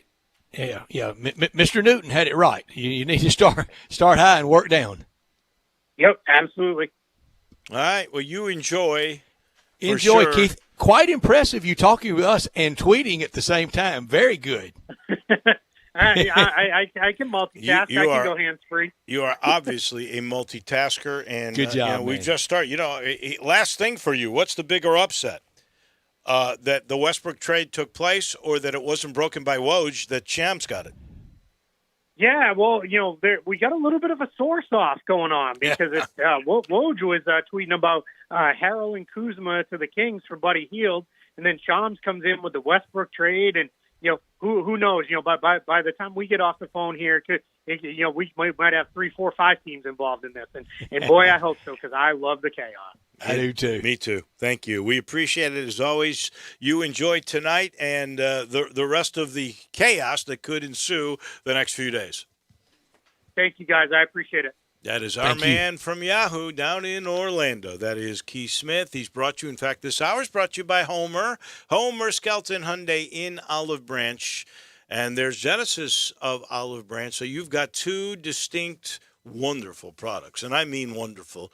Hyundai, the performance on that car is outstanding, and the safety level, well, they get voted the safest car or tied for the safest car every year by all the automotive magazines. It is really a great, great product. And so is the Genesis cars, G70, G80, G90, now the GV80. We got a GV70, we hope, on the way as soon as we get more computer chips. I mean, that product is technology, and that is spectacular. It is luxurious. It's the best bang for your dollar for a luxury car, and that's what all the automotive magazines say there.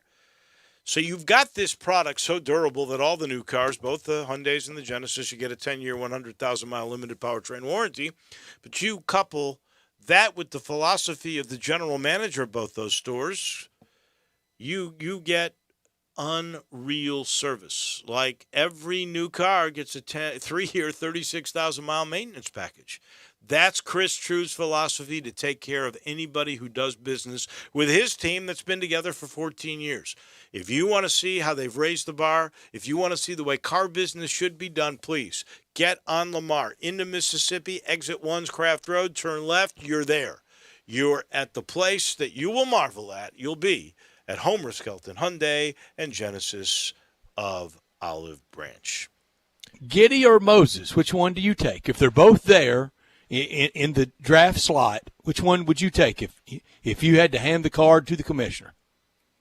I am really torn on this one. I am too. I'm very torn on it. Because, Dave, we know regardless of which one, I mean, unless it just goes on to surefire Hall of Fame career, will always be compared to, and the backdrop will be the other one.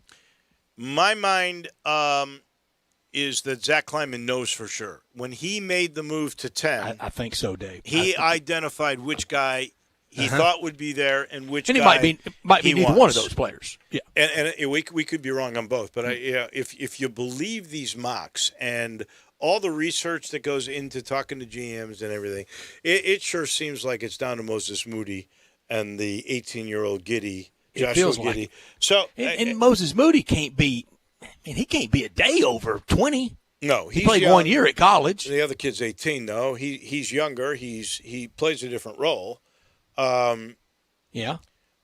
I like Moses Moody so much, but I do too. I do like the rationale that was used by Keith Smith is that you've got a lot of similarities with Moses Moody and other players on the team. There's not a 6'8" point guard or backup point guard that you would have that you're going to get with Giddy if that is the route you go.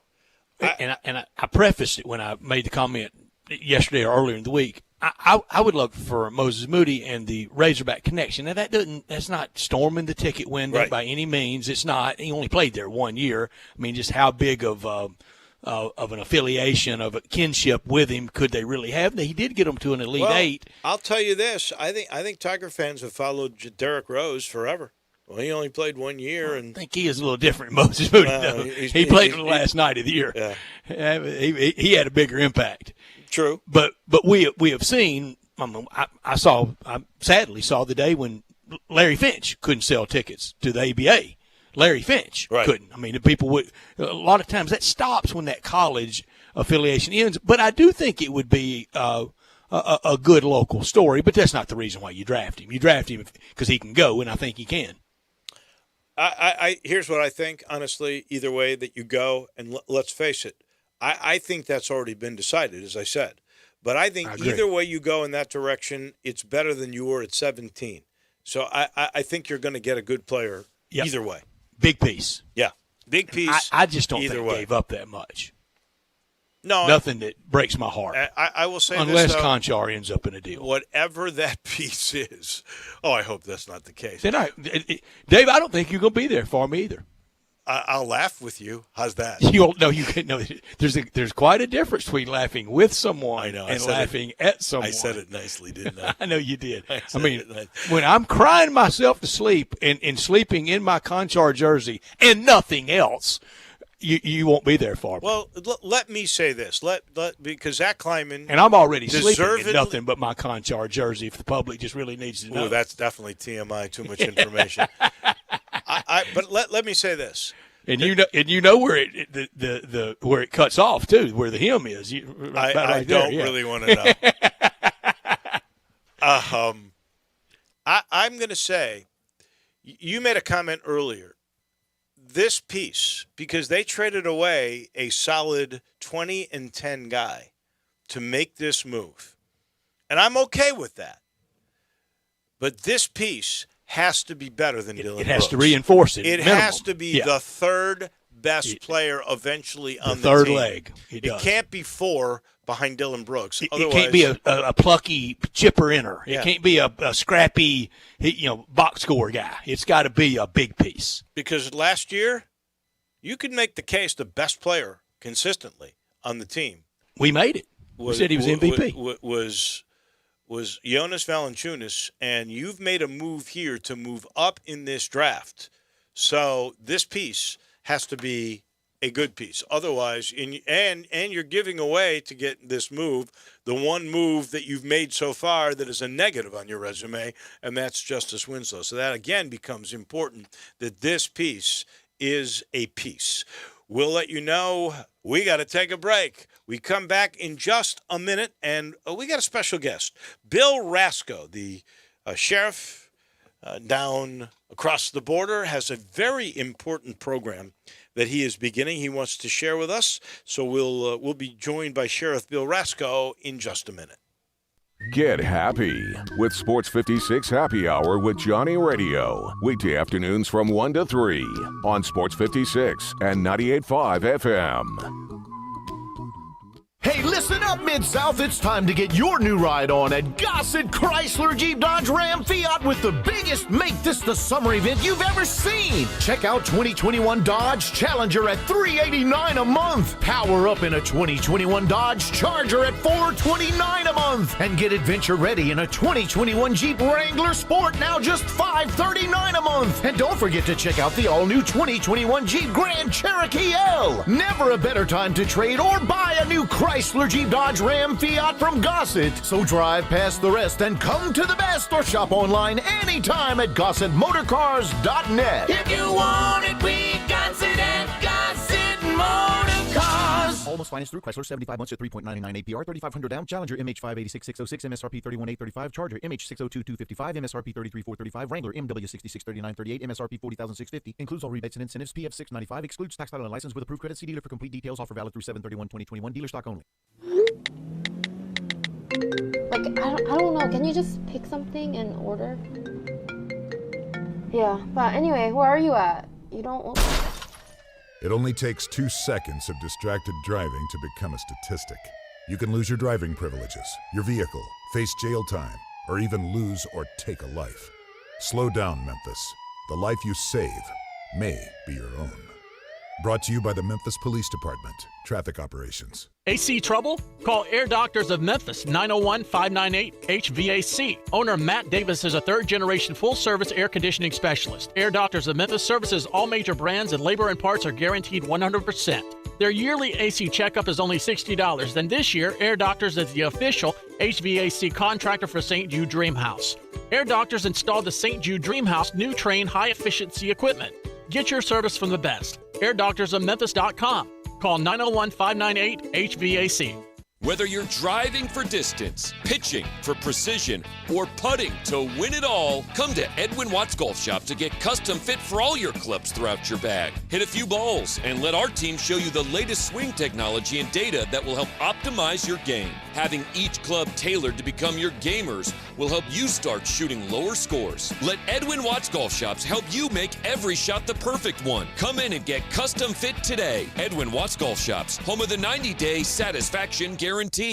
Do you know one of the best things you can do for your employees or family's health? Provide Arctic Clear bottled water. Arctic Clear bottled water is your locally owned and operated bottled water provider. Arctic Clear is 100% natural spring water with free delivery and setup, dependable service, and no long-term contracts. What an easy choice. Call Jeff Manus today, 901-382-2363, or visit arctic-clear.com. Arctic Clear bottled water. Call now, 382-2363. That's 382-2363. Now, more of Sports Time on Sports 56 with Wolo and Stats. This hour of Sports Time is brought to you by Homer Skelton Hyundai. Here once again are Dave Woloshin and Brad Norsworthy.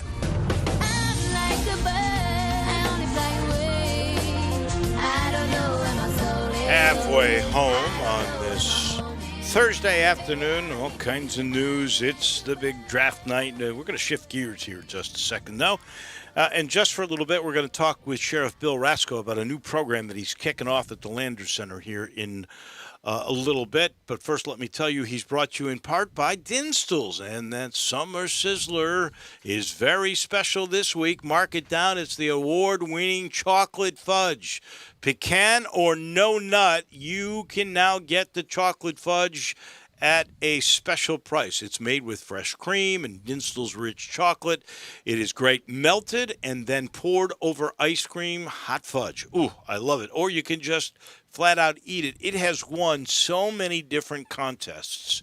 Becky Dinstall and the crew, they will take their fudge and they'll enter it in these contests. It wins all the time. This recipe is over 100 years old. It is amazing, and it's the Summer Sizzler Special this week at all 5 locations downtown where they make it in Pleasant View or my neighborhood in Laurelwood. You can get it in Germantown. You can get it in Collierville. It's the best. It's chocolate fudge, and it's the Summer Sizzler for this week. It's always a pleasure to talk with Sheriff Bill Rasco, and you've got a new program, Sheriff. We appreciate you giving us some time today. You kick it off at the Landers Center here soon. Tell me about it. Good afternoon. Well, good afternoon. How you doing? Appreciate you calling and getting us the opportunity to talk about John 3:16, which is a Christian-based ministry for alcohol and drugs that's located in Charlotte, Arkansas. And this coming August the 14th, we are having a Christian concert with Crowder and 2 other bands, and we'd love to have the people come out and enjoy this concert with us. Now, this is a Sheriff, fundraiser, correct? Yeah, it's a fundraiser. It's August 14th at Landers Center, and people can get tickets at Ticketmaster, and they can go to your website, John316thecure.com. You have Crowder, you have Ren Collective, you have Andrew Rip, all performing, and this organization started in 2003. And I think when did you get involved, Sheriff? I've been involved with it now for about the last 4 years. I That's didn't know a terrific. whole lot about John 3:16 until a friend of mine told me about it. And we have a lot of people that come to our jail that need some help. And you there? Yes, we Yes, got sir. you. I have some people that come to our jail that really hadn't having violent crimes, and they're asking for help. And I'm going to do everything I can to help them to get their life back on track. And this is a place to do it. It is, and you hear so much. You hear so many calls for kind of different type of policing, kind of policing with a heart, and you've been doing it. You've been doing it before all these calls. You know, Sheriff, I believe in law and order. I believe in punishment, but also I believe in forgiveness, and I believe in giving a man and women a hand up and a hand out. And you have led with this. This is a spiritual boot camp for men for drug and alcohol addiction. It has helped over 1,000 men since they've started. And when you help 1,000 different individuals, that multiplier effect, Sheriff, there's no telling how far that could go. That could directly touch 10 to 15 to 20 family members, employers, fellow employees that dependent on alcohol or drugs was working with. It's a multiplier effect that really impacts our entire community in this tri-state area. Yes, it does. You know, and here in our county, right now, we're leading the whole state of Mississippi in heroin overdoses.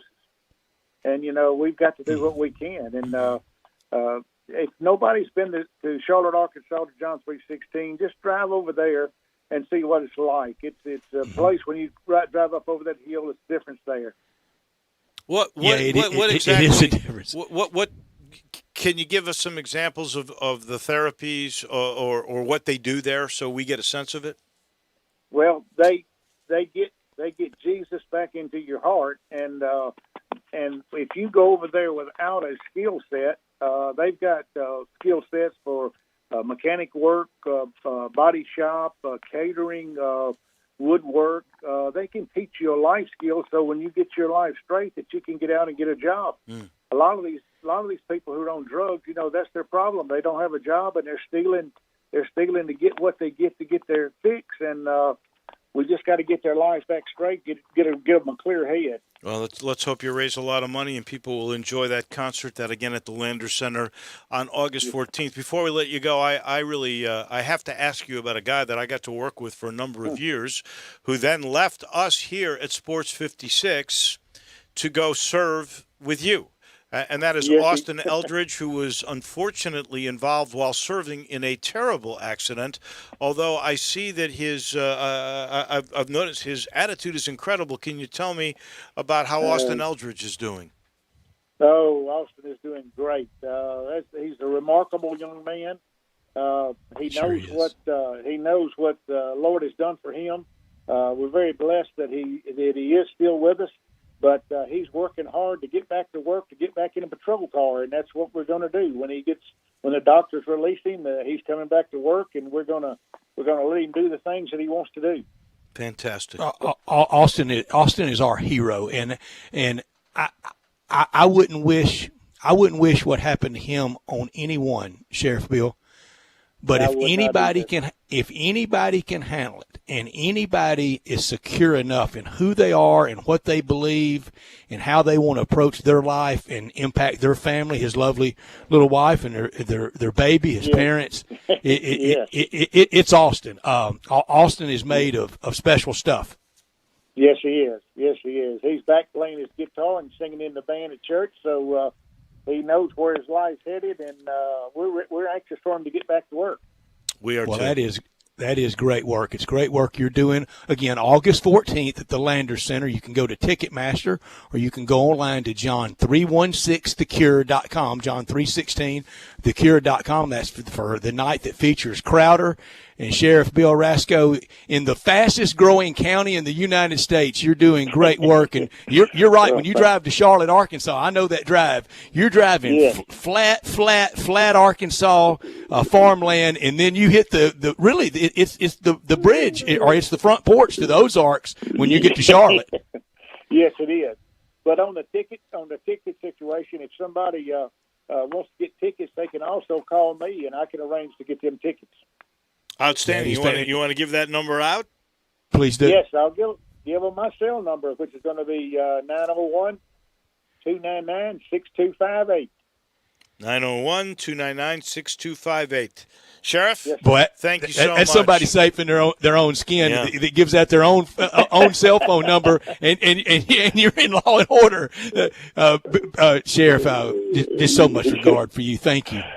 Thank you. Appreciate it. Thank you very much. We appreciate it. Anytime. Thank you. Sheriff Bill Rasco, and again, that program to support the 316 program will be at the Lander Center. It is a Christian concert on the 14th of August, and that venue is a great place for a concert. Really I'll let you know this portion of our show is brought to you by the Commissary, Germantown Commissary, Collierville Commissary. That's the place they invented the wonderful dish that we know as nachos. Hey, a lot of people will claim that, but we know better. It all started with Germantown Horse Show, And Walker Taylor and his crew have perfected Let's it. see what this will do. And he just kept mixing and yeah. Well, they actually, if I recall correctly, let's tell the story. They forgot the buns. They didn't have the buns, and they had chips. And so they said, you know what? Let's do this with desperation's chips. the mother of invention. And I think there was a wonderful woman there that said, let's add some cheese on it so it'll become like nachos. And guess what? It worked. People love it. Now they serve it everywhere. Nobody serves it better than the commissary. No, nobody does the better job of consistency with ribs or shoulder or tamales, anything, than the Germantown or the Collierville commissary. You can still take out, whether you're going to the big place in Collierville or the quaint littler place in Germantown. It's real easy to do. It's easy to drive through Poplar and Houston Levy in Collierville. Plenty of space there, too, and just wonderful food. And then you end it with dessert. We have an argument that is probably going to be going on forever between Brett and I. He loves the icebox lemon pie, and it's really good. We end up getting both, though. We do, because we are a compromising machine. What a fight that is. Yes. And then I love the banana pudding. Either way, you're a winner. Whether you go to the Germantown commissary or the Collierville commissary or whatever dessert or entree you get, you'll love it. I promise. Let's take and next week at the golf tournament, remember, down in the pit, Walker Taylor will be there with the great barbecue restaurants in town, and Walker will be right there in the middle of it next week. And it's kind of over by the silo, not quite to 9T, just to the left, kind of 8 tee box, and it'll be fun to go out there and hang. Yeah. I want you to go up and I want you to say, Walker Taylor, tell me the story of nachos, because he tells it really well. And tell him we sent you. And tell him we sent you. We're back in a minute with another story that comes your way, and actually it's a golf story, and it's a good story. Comes your way in a minute. Greg Gaston and Eli Savoy take you through lunch from 10 to 1 weekdays, only on Sports 56 and 98.5 FM. Did you know nearly 40% of men under 40 and over 75% of men over the age of 40 experience sexual performance concerns? At the Memphis Men's Clinic, their experienced physician performs a comprehensive evaluation that determines which specific issues may interfere with your sexual performance. These issues can vary and range from anxiety to medical issues, low testosterone, or erectile dysfunction. The Memphis Men's Clinic has evaluated hundreds of men of all ages over the years and reestablished a normal sexual life. The Memphis Men's Clinic will work aggressively to resolve issues and allow you to restore your sexual health and overall well-being. That's the Memphis way. If you're 20 years old or 90 years old, come and get cared for the Memphis way. Treatment that's based on your specific needs after a professional clinical evaluation by their experienced board-certified physician. Call the Memphis Men's Clinic today at 901-443-0475 or visit memphismensclinic.com. This is Sheldon Rosengarten with Marks Bensdorf Realtors. When I talk to people about selling their homes or buying one, my motto is stick to your game plan. I learned this from my friend Coach Terry Tippett. Coach, you didn't go into a game without having a plan, did you? No, Sheldon. Having a plan was critical to the success of all my teams. That's right, Coach. Sticking to your game plan helped you win 4 state championships. That's wrong, Sheldon. It was 6, just like the number of shots you make on a par 3. Well, Coach, we've played golf together. What advice can you give me about my game? You probably need to stick to real estate, as you're much better at doing that. Or perhaps bowling. Great advice about real estate, not bowling. And as I always tell people, if they're thinking of selling their home, talk to 2 to 3 real estate brokers and let me be one of them. As they often say, when you want the job done, Coach, who should they call? Sheldon, of course. You can reach me at 682-1868 or memphisrelocate.com. That's 682-1868 or memphisrelocate.com. For over 8 decades, America's farmers have counted on the Little Red Tractor from Case IH, the Farmall, to help them make short work of their demanding chores. Well, Mid-South Ag can show you they aren't just for farms anymore. With horsepower ranging from 30 to 105, plus an army of attachments, they can tackle every chore on your to-do list, from hauling and mowing to loading and towing and then some. Stop by Mid-South Ag Equipment or call 662-890-3141 to find a Case IH Farmall that's right for you.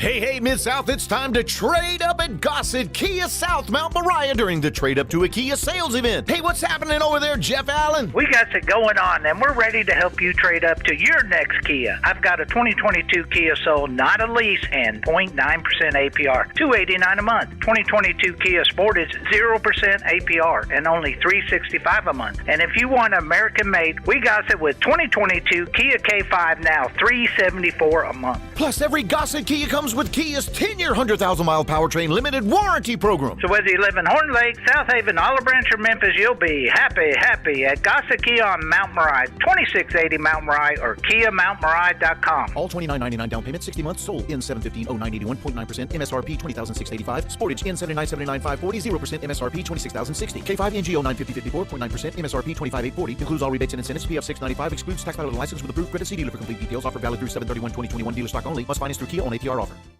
Now, more of Sports Time on Sports 56 with Wolo and Stats. This hour of Sports Time is brought to you by Homer Skelton Hyundai. Here once again are Dave Ocean and Brett Norsworthy.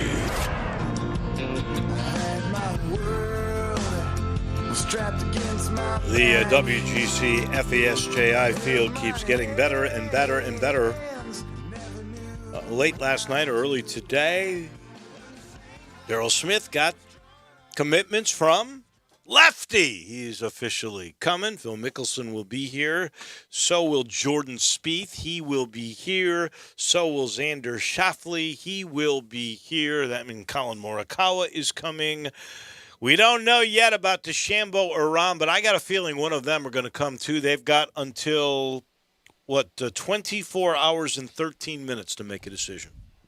About that, the field's really coming together, and no surprise with Phil Mickelson. Darryl all but as much told us that Tuesday when he joined with us, he said a very famous left-hander, and we surmised it was not Mike Ware he was talking about, and Phil Mickelson coming to town, and he's only been as good as you can be to this tournament or to this town. I agree, and I think it's terrific that you're going to probably be missing DeChambeau or Rahm, one of those two. Because that get seems, one of them though. I think we're going to end up getting one of them. I can't remember. I know Brooks Koepka's coming. Dustin Johnson's coming. Guys who have played really, really, really well Colin here Morikawa. in the past. Colin Morikawa is coming, who may be the best player going right now. I'm not sure. Is Rory McIlroy? Is that a no or for sure? No, for sure. He's in. Oh, he is coming. So. I mean, you're getting basically as good a field as we've ever had, and Darryl was alluding to that the other day too. So it's going to be a lot of fun. We're going to be out there Wednesday, Thursday, and Friday of next week. So Brett, you're going to love this. Remember yesterday while we're on the air, the letter broke from Bob Bowlesby to ESPN and their programming president Burke Magnus. Today, just a little bit ago, Burke Magnus has sent a letter to Robert Bowlesby. It says, "Dear Bob." You're nuts. That's what it says. Does not say that. I'm going to read it. Short and to the point. "Dear Bob," not Robert, Bob. I'm looking to see. I don't think I ever saw. Unfortunately, I'm not getting a signature on this like Bowlesby gave you yesterday. "Dear Bob, this responds to your letter dated July 28th, 2021. The accusations you have made are entirely without merit. Apart from a single vague allegation that ESPN has been actively engaged in discussions with at least one other unnamed conference, which ESPN disputes, your letter consists entirely of unsubstantiated speculation and legal conclusions. To be clear, ESPN is engaged in no wrongful conduct, and thus there is nothing to cease and desist. We trust this will put the matter to rest. ESPN reserves all rights and remedies in connection with this matter. Sincerely, Burke Magnus." I think he's basically translation saying, up yours. Yeah, and are you out of your mind? Yeah. That was a desperate attempt by a commissioner to try to do everything he can to save himself and to keep his league together. And you and I he did neither. Have no idea how this is all going to play out. But one would have to suspect without Texas, without Oklahoma, that league's value goes way down. And if other league teams, schools are approached by other leagues, they are going to listen. And that includes the American Athletic Conference. And if you had hoped to keep your 8 teams together, you would have really had to have a good relationship with your TV partner. Yesterday, you severed any chance of having that relationship. So I can't see how that leader can keep those schools together. Now, you would have to think, or he did it yesterday, and I called it suicide, basically. That letter to me seemed suicidal. But it ended any chance you had of keeping that group together. Yeah, I think that band is split up, and I don't see any way it can be put back together. No. So now we'll see. I mean, we started the show talking a little bit about what Dennis Dodd has speculated on, that the American Athletic Conference could end up with as many as 20 schools. I don't see how that could really work. That is unwieldy unless, it's like what Jay Billis was offering that the SEC and the ACC should do. And I certainly do not want to see college athletics come to this, where you have different associations and nobody plays each other. Yeah, I don't think that would happen, because there are a lot of the parts of the ACC that's very attractive, but there are some parts of it that the SEC wouldn't want anything to do with. Well, the worst part for me would be if you started that 32 team. It's not a league. It's now an association with your own rules, your own postseasons. Because basically that's what I got from Jay Billis was we just play each other. 32 teams, all good to schools, all sort of like in thought, and we'll just play each other. And then you could say, okay, well, here's how the American's going to survive. We got these 20 schools. We got Army, Navy. We got a lot of tradition. We got big television markets. We're going to have our own thing. It's clear that Mike Oresco is not throwing anybody overboard, though, that he's remaining loyal to Temple, and even for the basketball only to Wichita State, and for the football only to Navy. My idea for realignment going forward, I would not have had that loyalty. No, you would have all sports for everything. So you're throwing Navy out and you're throwing Wichita State out. I particularly, because I love the pomp and circumstance and the tradition of going. I mean, and if you threw in Army, and the Navy Army was that game was a part of your inventory in your league. Mm-hmm. There's something very cool in my mind about that. It is, but it would have been a lot more cool in 1960. Maybe. I for one still love it. When we go to Navy, it's a good crowd, even though it's usually freezing, and it's usually a darn good game because you only see that kind of offense once, and those kids are going to be tough and smart. And the same thing with Army. Now, if you include an Army-Navy thing in there, I don't know. I guess you would put the 8 schools from they're also a scheduling issue if those teams are going for it in the and we almost had it a time or two in the AAC with they play that famous game a week after the AAC championship game, and you don't really want to be waiting on that. True. I would move on from both of them, but that clearly looks like it's not going to happen. Well, if you did this, how would you configure? So you probably put Memphis and, say, Tulsa in with the Big 12 schools, right? Doesn't that make more sense, even though you got it's a nice fit to it. Cincinnati rivalry. Tulane, maybe. Or you could put Tulane and Tulsa in there and keep Memphis in the East with most of the schools that they've played with. A lot of different ways you could go. Just like in the NBA, it's tough to figure out. I mean, we're east of the Mississippi, but we're very, very central. But we're not west, but we end up getting thrown into the west. Well, we're east of the Mississippi, but about as east barely. As close as you can get to that river as you could possibly be. I'm sitting here looking at it. I mean, if Memphis played Texas Tech, Oklahoma State, Baylor, TCU, West Virginia, Kansas State, Iowa State, and Kansas all the time, that would be pretty darn cool. Or if real good.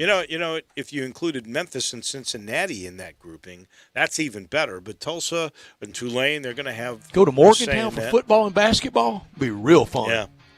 Something tells me, though, West Virginia and Kansas are not going to be a part of this group. I think they're going to move on. I don't know that for a fact, but we'll see. Lots to still be decided, that is for sure. But I loved it that ESPN came out firing, and Bob Bowlesby is looking for cover right at this very moment. This portion of the show is brought to you by Grind City Brewing and the newest product called Poppy's Pills. Just what the doctor ordered. Poppy's Pills is a Pilsner. 6 years in the making because they wanted to make it outstanding and terrific and really perfect. And I think they have. I'm a guy who likes a little lighter beer. This Pilsner is perfect for those of you who like it. 4% alcohol. It is wonderful for grill outs, for at a pool, for after golf when you're thirsty like you would be in this heat.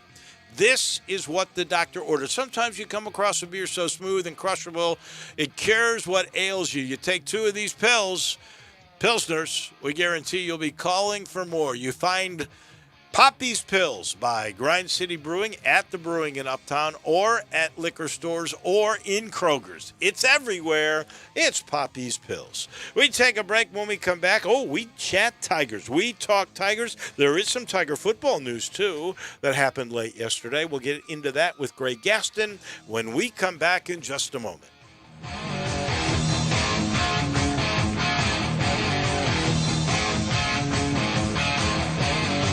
At Gateway Tire, we go the distance for you. When it comes to tires, auto repair, and car maintenance, Gateway has it all. Gateway Tire and Service Center is here to help you with all your service and tire needs. Choose from Yokohama, Toyo, Firestone, and Michelin. The list goes on and on. We have tires for all your needs and budgets. And when it comes to service, Gateway Tire has the most experienced mechanics and state-of-the-art equipment. Come see us for any repairs, alignment, struts, air conditioner, schedule maintenance, and more, including brakes with a free brake inspection. Then take advantage of the Gateway credit card. Apply today for stress-free financing made easy with no annual fee. Ask about our 6-month deferred interest with any purchase over $149. Go to gatewaytireandservice.com for great deals and coupons. Gateway Tire and Service Center has it all for you and your family. At Gateway Tire, we go the distance for you.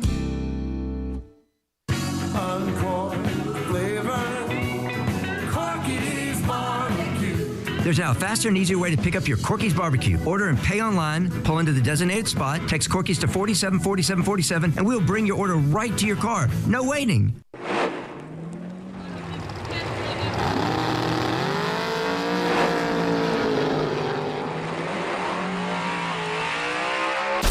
Swerving, speeding, and reckless driving can leave you in your own dust. Drag racing has its consequences.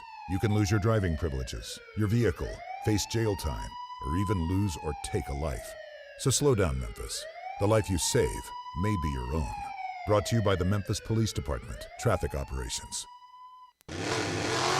Start your engines, Mid-South.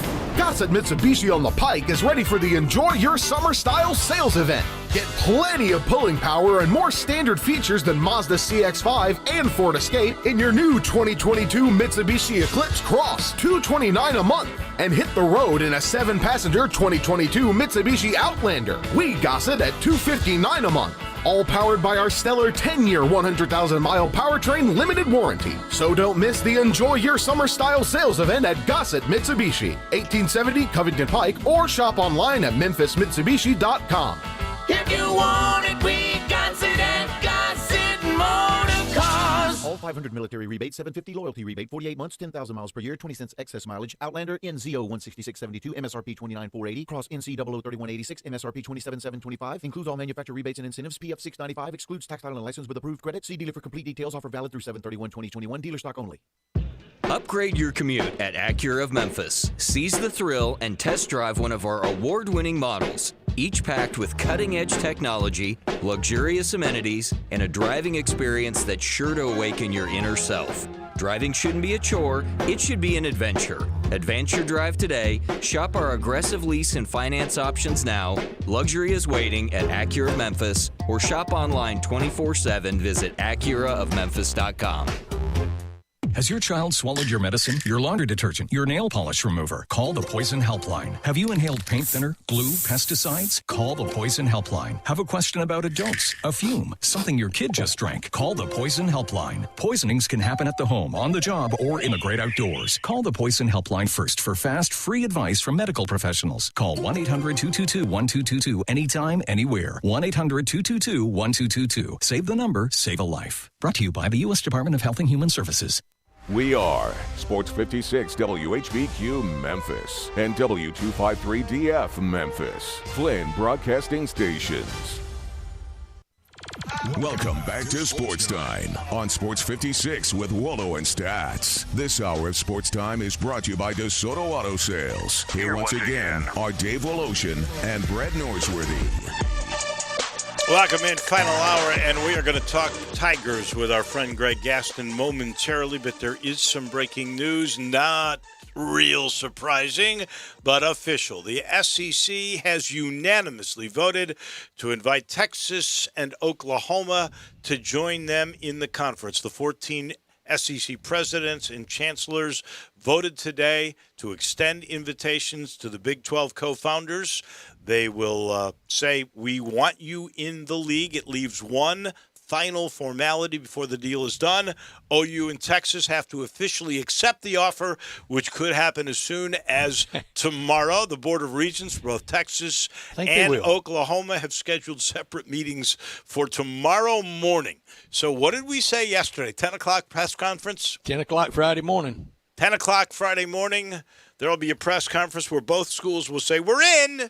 And then how quickly they will get it done will be the next step. It's amazing how what is it? When warp you want speed? to, you can get things done. Warp speed. Warp speed. We're in Mach 8 or whatever the heck it is. We are. We're going to visit with Greg Gaston as we do every week at this time. Greg, from the Tigers sideline, brought to you by South Hall Cafe, Mount Moriah Auto Sales, Mid-South Hobbies, 3A Collisions, and Neil's Bar and Grill, and it's real repercussions and ramifications for the Tigers. Good afternoon, Greg. Good afternoon, gentlemen. Boy, this is fun, isn't it? It is. Well, we know, Greg, that you have Nostradamus-like powers. Why do you say that? Well, you're a soothsayer. You're a soothsayer. I know by your incredible gambling success that you're a soothsayer. And so I ask you this straight out, my friend. What will end up, or what will the AAC end up looking like? Will it be a 20-team Super League? Will there be 3 to 5 from the Big 12 that will come in? Will the AAC go away? What saith Greg Adamus? Boy, I'll tell you, it's crazy to think about the possibilities and the latest with everything that's going on in this soap opera with the Big 12 and ESPN, and of course the Americans involved.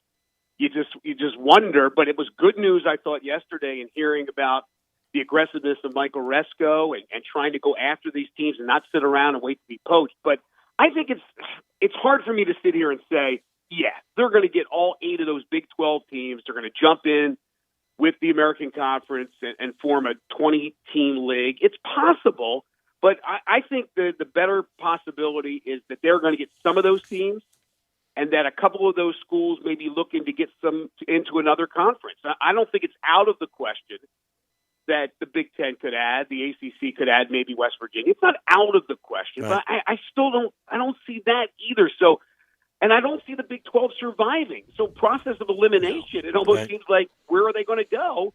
The American is a great landing point. I don't have a really strong opinion about a 20-team league, but I do have a strong opinion that the American's going to come out a lot better than they went in. I do too, Greg. That's great. I trust that. I trust that. I trust Mike Resco. I know around here it was a hiccup, a bump in the road, some frayed feelings early March of this year, but we got to move on. He's our guy now. He's El Capitan. Go, Mike, go. Yeah. No question. And I don't know if it was you guys or Brett last week. Well, I know you were away last week. I don't know if you asked me, Brett, or maybe it was Eli on the midday show. But who would you want steering the ship if it was the Americans, Mike Oresco, or the Big 12's Bob Bowlesby? And I remember I said, Give me Mike Oresco all day with that television background, that ability to negotiate. He knows exactly what's going on. He knows if he's being fleeced. He knows what's the amount of money that these schools should be getting, what's fair and what's not fair. So I'm with Oresco. You're right. Yeah, we had a little bit of a rough time with Mike at the end of the basketball season, but let bygones be bygones, for goodness sakes. No doubt. I just don't know how these leagues can work. I think at 16 you're pretty well maxed out. If you stay in divisions, I mean, you're going to play the other side once every 8 years, or at best every 4 years. So that makes that tough. If you have a 20-team league, you got two divisions of 10, or you pot it out somehow with four pods of 5. It's not really kind of like a league. You're going to have your own division, and you'll play those guys. You'll never see the other side. So I'm not sure I want it to be any bigger than 14 to 16. That's my guess. If I had my opinion on that, well, I have my opinion, but if I could make that it work out, it would be 16. I would max at 16. But I go back to our friend Stats, and he's been on top of everything, and his timing's been perfecto. Yeah. If the SEC is really thinking about even more schools, and not only a super conference, but a super conference that includes 24 or 32 and kind of branches away from everything else in collegiate sports, then who cares about divisions and all that stuff? It doesn't matter. Geography, years ago we thought, oh, it's crazy. You can't put West Virginia in the Big 12, and you can't do this and do that. And then we threw it out the window with geography. That went out the door. So be it if you have a league that happens to have 20, if the American is able to bring in all those Big 12 teams, and you don't see one of those or two of those, there wouldn't be a few of those opponents for quite some time, so be it. But I'm with you, Waldo. I would cap it at 16. I would too, Greg, because I know what naturally is going to happen when we get one above 16, even at 17. Of course, we're not going to stop there. You'd go to even. When you get to 18, then to 20, then to 22, then to 24, you know what's going to start. Well, it's just where do you rank in the league priority? You're over there at the bad table. You're in subsection C of the league. You're not really in the A section of the league. We hear it around Hall of Fame talk that there's certain levels in the Hall of Fame. No, I think you get to the Hall of Fame. There's right. I think you get to heaven. I don't think there's a special room for anybody even any better than anybody else in heaven. I think there's one heaven, there's one Hall of Fame, and I think unless you get so unwieldy and you balkanize your league, but then when you do that, then you're going to get down to subsets of the league, and you're going to have, and Texas would be the first one to walk in and go, yeah, we're really more of a member than Arkansas, Mississippi State, Ole Miss, Vanderbilt, South Carolina. They'll be the first to do it. Well, one, you want to be on that list going to heaven. I can tell you that much. You want to be on. You don't want to be on the other table. I think I am. And then just look at how the SEC has worked and how it's worked so well. They look at Vanderbilt as an equal because they are an equal. They may not be an equal on the football field, especially when they're playing the likes of Alabama and some of the other powers, but they are an equal member of that league. So even if you expand and you go max 32 or some craziness, you got to find the equality. You can't have some schools thinking that they're more important than the others. But that's where it comes down to Gangsta Sankey. I called him a gangster yesterday on Twitter. I mean, this guy. Go ahead, Brett. Yeah, go ahead. I want you to. I was laughing at it's you doing that. Okay. I thought you were jumping in with something. But I think that if this guy is going to go down that road that you have talked about, then all I can envision is a breakaway division of some, I don't know, call it what you want, but a football collegiate league that's almost a semi-pro league, that's almost like a minor league for the NFL, that includes 28, 32 schools, and they're separate from everything else. Now, the hope is that we're going down the Jackie Sherrill path of 4-16, I'd love 5-16 super conferences, because I think Memphis is certainly a part of that.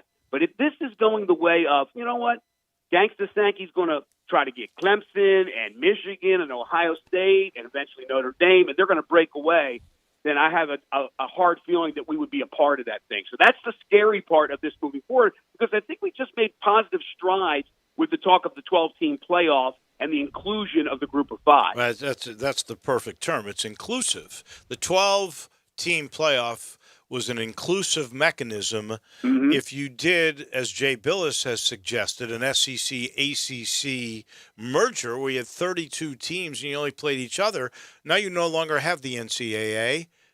You're creating your own athletic association, not even a league. It's an association with its own rules, its own guidelines, its own tournaments. That would change college athletics totally. And I think we may be headed down that path. Well, especially when you heard Mark Emmert say, "Listen, we got to give the power back to the schools. We got to give the power back to the conferences." I think Greg Sankey took that to heart and said, "Yeah, we are the powers of college football, and college football stirs the drink in college athletics. We are the powers. Let's branch off. Let's start our own thing." I'm not saying that's going to happen, but it's scary to think about but the possibility it may happen. I think that possibility is there. I hope it is not, because, as I've said before, this is exciting for the SEC, and if you cap it at 16 and it is the absolute Super League, great. But the rest of college athletics still is in existence, and you're still getting a chance to play the SEC in postseason play. If it's the other way and we're not being inclusive, then it's really the end of college athletics as we know it. And I don't know why you would want to see something that has been pretty darn entertaining and good for a lot of people for a long time. I guess we'll have to see the way that it plays out. I don't think the Big 12, and we mentioned this before, and it has to do with that leadership. I mean, Bob Bowlesby just absolutely, with that letter to ESPN yesterday, put himself out of business. Yeah, he didn't aim at the foot, Greg. And then ESPN with their retort today, basically. That was great. They didn't aim at the foot either. Yeah, well, they're a little bit more powerful, guys. Not that the Big 12 can't hire some pretty powerful lawyers, but it doesn't even compare to what ESPN can do. They got that Mickey Mouse money behind them. Yeah, it's the death knell for the Big 12. And again, whether or not ESPN reached out to a particular school, which was first reported, or ESPN has had anything to do with conversations with the American. I was talking on the show today, midday show, about the fact that the Big 12 has a contract with both ESPN and Fox. And I read that story in The Athletic a few days ago that talks about why would the Big 12 leftovers want to go to the American? Are they able to make they're certainly not going to make the money they used to make with Oklahoma and Texas, but could they still make more than joining up with the American if they just add a few? And, well, here's the thing. They talked about the share of the control of the different conferences. And if ESPN was able to knock Fox out of the Big 12 by helping dissolve the Big 12, that's less of the share for Fox. And those schools join the American. The American is all under the auspices of ESPN. So you have eliminated some of your competition. Think about that. Well, you've also eliminated, if you eliminate the Big 12, the $1 billion worth of media rights that you pledged to them in contract through 2025. But why would you have to pay an entity that no longer exists that $250 million per year if they aren't there? So it really behooves ESPN in the long run on a lot of fronts for there not to be a Big 12. Thus, the reason where you could say there was some sort of collusion here. But we all know that this didn't begin with ESPN coming to Texas and Oklahoma and saying, join the SEC. This was the two schools going to the SEC and then going to ESPN and saying, okay, we're going to move. What does it mean for us? And it didn't start last Wednesday at the Winfrey. No. No. To have something this big, this huge, that has changed the landscape of collegiate athletics, it did not start Wednesday or late Tuesday night at the Winfrey Hotel. You're absolutely right. What's the name of that little the little breakfast place there? Is it in the mall of Merck's? I mean the AD at Oklahoma and the AD at Texas just didn't stumble into what's the little bar everybody goes to, Greg, down the street? I know, the little sports bar. I know. I can't think of the name of it. Is it Champs? No, I can't think of the name of it. I thought, okay. But can you imagine one day it's like the little breakfast place where they met Hoffa and Hoffa disappeared. Like it was the last time you saw Hoffa. Right. There's going to be some movie 20 years from now. The Big 12 commish. I mean, excuse me.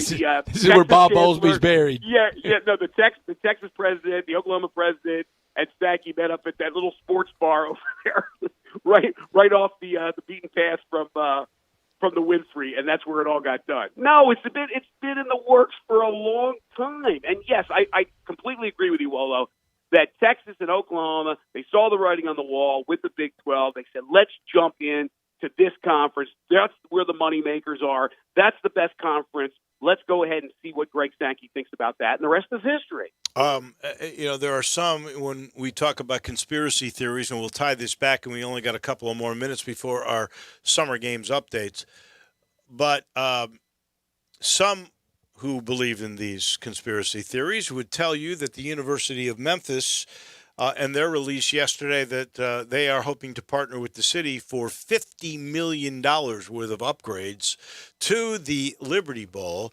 That has everything to do with knowing what was coming down. Yeah, but here's the thing.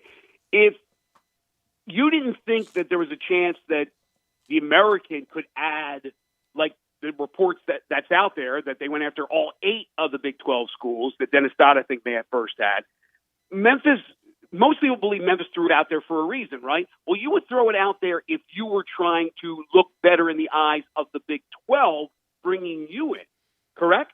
It has nothing to do with the conference you're already in.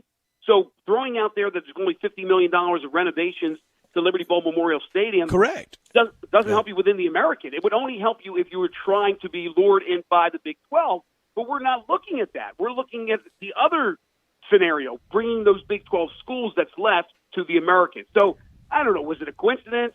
Did they put it out there on purpose? It does seem like they did, but again, you only put that out there on purpose if you are trying to look good in the eyes of Bowlesby and the Big 12 as possibly one of those teams they could come after, one of those schools.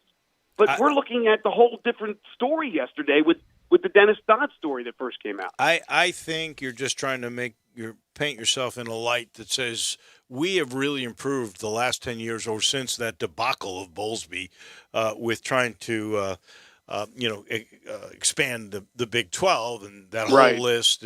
And so just in case whatever happens, we want to be in a good light. Our academic areas have risen greatly. We are now much more accredited. Our basketball and our football programs, 7 straight bowl games, and basketball's a top 25 historical program and a preseason top 25 this year. I think it's to paint yourself in the best light no matter what happens. I think you hit it on the head, Wello, when you said just in case. Making sure the I's are dotted, the T's are crossed, and being proactive. I think you're right about that. Should be fun to watch. Oh, and one last thing. Tigers got a 4-star defensive lineman transferring from Tennessee. I'm told he picked Memphis over Oklahoma, believe it or not, since we're talking Oklahoma. Greg Emerson. It's just, and he's got immediate eligibility. It just shows you, some people have tweeted, which is the best football team in the state of Tennessee now. But it does tend to show you exactly how much better positioned this whole program is, in particular football, since the last time we had these kinds of discussions. And players on the defensive side know what Mike McIntyre brings to the table. They want to play for him. Emerson is going to be a nice addition to that defensive line. No doubt about it. Thank you, Greg. As always, we appreciate it. We'll talk with you next week. Sounds good, guys. That's our friend Greg Gaston, brought to you in part by the good folks at Homer Skelton Hyundai in Olive Branch, Genesis of Olive Branch. They're all about service. That's why every new car, Hyundai or Genesis, you get a 3-year, 36,000-mile maintenance package. They're going to take care of you. They're going to change your oil and rotate your tires. Make sure you're running at peak efficiency. Also, they're going to give you a 10-year, 100,000-mile limited powertrain warranty on the product. Every Hyundai, every Genesis gets that kind of guarantee. They are really good cars. Genesis, best bang for your buck when it comes to luxury cars. And every year, Hyundai is always the safest car in the world. Go see my friends. Get on Lamar into Mississippi. Turn left at Craft Road. You'll have arrived. We have arrived at our Summer Games update. Westwood One Sports presents this special update on the 2020 Summer Games, sponsored by AutoZone. Get in the zone, AutoZone. Daybreak in Tokyo, and Suni Lee from St. Paul, Minnesota wakes up as the individual all-around gymnastics champion. She's the 5th straight American woman to capture the gold. 5 Americans in the pool today trying to add to the medal haul, including Ryan Murphy in the men's 200-meter backstroke, an event he won in Rio. That final about 4 hours away. The first swimming final is the women's 200-meter backstroke. 3-time Olympic medalist Lily King and first-time Olympian Annie Laser representing the U.S. And the second round of the Olympic golf tournament gets underway later this hour. Sepp Straka from Austria, the overnight leader at 8 under. Team USA's Patrick Reed and Xander Schauffele are 3 under, 5 back. British Open champ Colin Morikawa 2 under. Justin Thomas even par. With this Summer Games update, I'm Ted Emmerich, Westwood One Sports. Get in the zone, AutoZone. Welcome to AutoZone. What are you working on today? So you've got an oil change coming up? We'll help you find everything you need to do the job right. Right now, you can get 5 quarts of Pennzoil high-mileage motor oil and an STP oil filter for just $28.99. And you can get it all fast, your way. Just order online with our free same-day store pickup or next-day delivery. Get in the zone, AutoZone. Start your job today at AutoZone.com. Restrictions apply. At Lowe's, we know your home is an expression of you, and we see you walking down these aisles of possibility, running your finger on that marble top Allen & Roth vanity, regularly $5.99, but now $3.49, and finding that perfect rattan pendant at an everyday low price of $99.98. In our showrooms of style, you'll find whatever you're into at a price you'll really get into. Lowe's, home to any budget, home to any possibility. Selection varies by location. While supplies last. See associate at Lowe's.com for details. Valid through 8/29/21. U.S. only. Be sure to follow us at Sports 56 WHBQ on Twitter, Facebook, and YouTube to watch live video of our shows. Stay up to date with station events and have chances to win prizes from Sports 56 and 98.5 FM.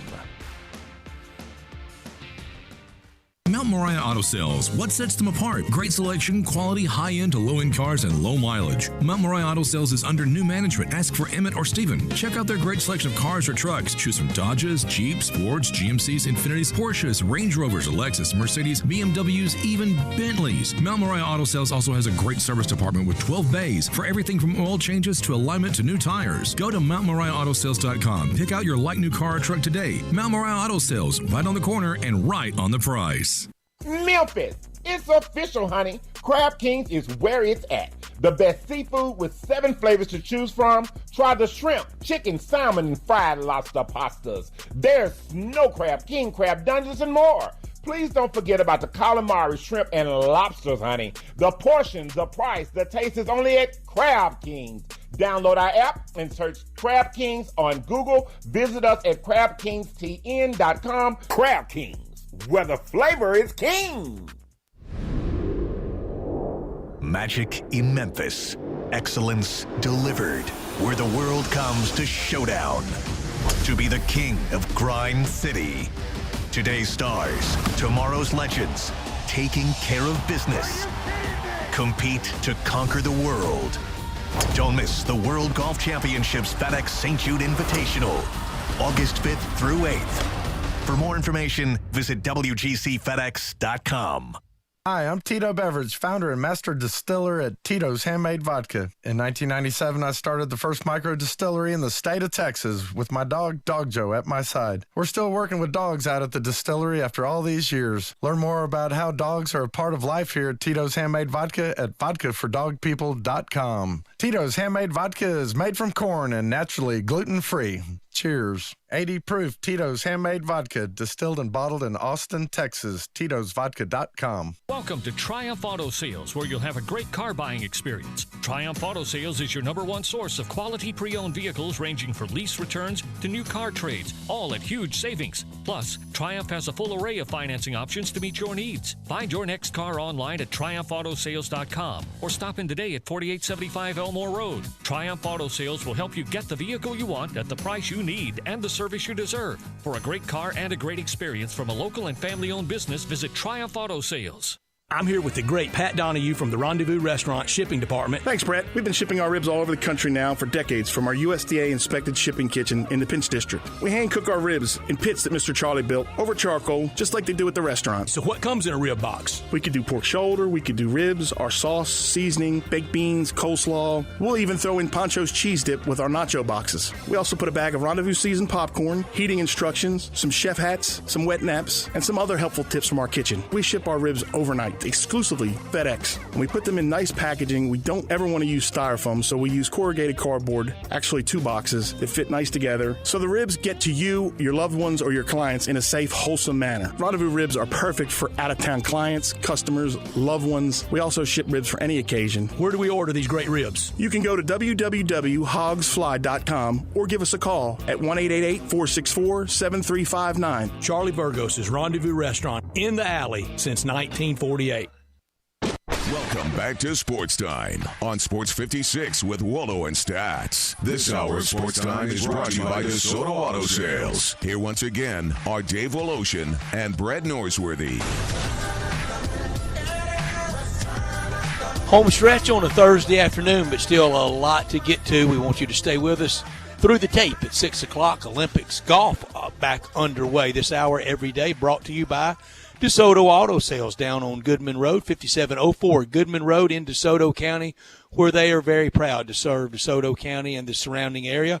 Go online and check out the many happy referrals and look at the beautiful cars at DeSotoAutosales.com. All the cars test-driven, all checked out thoroughly, bumper to bumper. Unlimited inventory, every make, every model. If it's not on the lot, they'll go find that perfect car just for you. No shortcuts at DeSoto Auto Sales, where you're treated like family. Kind, courteous employees, laid-back atmosphere, no high-pressure sales, but they do care about your time. They want you to enjoy the ultimate car experience because they know we live in a world today that time really matters. You walk in, you find that car you want, test drive it, credit approved, paperwork completed, all in 45 minutes or less. That's a guarantee at DeSoto Auto Sales at 5704 Goodman Road, 662-890-7184. Come on down to DeSoto County for that town and country experience at DeSoto Auto Sales. You know, when you are in the Olympics, there's a lot of pressure, right? We know that from the Simone Biles story, and I'm not trying to go there with that. But I heard something last night and then read about it again this morning that absolutely blew me away. Do you know that if you are a South Korean golfer, and there's 2 of those, Sung Jae Im, who was so good in the President's Cup a couple of years ago, and Si-Woo Kim, who happened to be Drew Barrett's favorite player from outside of this country, right? Do you know what their deal is, Brad? Yes. Yes, I do. I didn't know it until last night, Dave, and I thought, and we're talking about if you medal, gold, silver, or bronze, you're exempt from military service. Military service there, like a lot of places, compulsory for everyone, male and female, right. I think, in Israel. Well, Dave, isn't that correct? Yes. In Israel, male or female, at 17, you do 2 years worth of service, and then you go off to college. Golda Meir did. Right. Yeah. And, I mean, you have to. But in South Korea, you have to. And I was watching it last night. I'm not trying to be flip here or try to be the funny guy.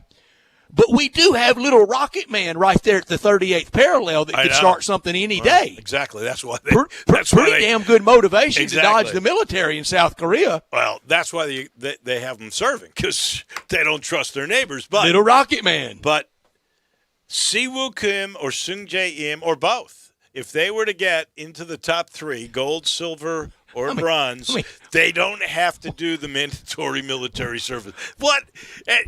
I would tell motivation. you, I was saying, because I don't know if it was David Faraday or whoever was saying it goes, wow, the pressure must really be on to know it's. I'm going, heck no, that's not pressure, that's motivation. I'm going for every pin. Like I heard Justin Thomas, who was even par, Justin Thomas was going, well, anything past third means nothing here. So I'm shooting for a medal. I am going at every pin that I could possibly find. So he's going all out. Why wouldn't you? Yeah. I mean, there's no need for laying up. There's no need for cagey golf because on the tour, okay, I'll take me a little ham and egg T20 and $68,000. Bingo. Just all you get here if you're fourth is a long flight home with nothing.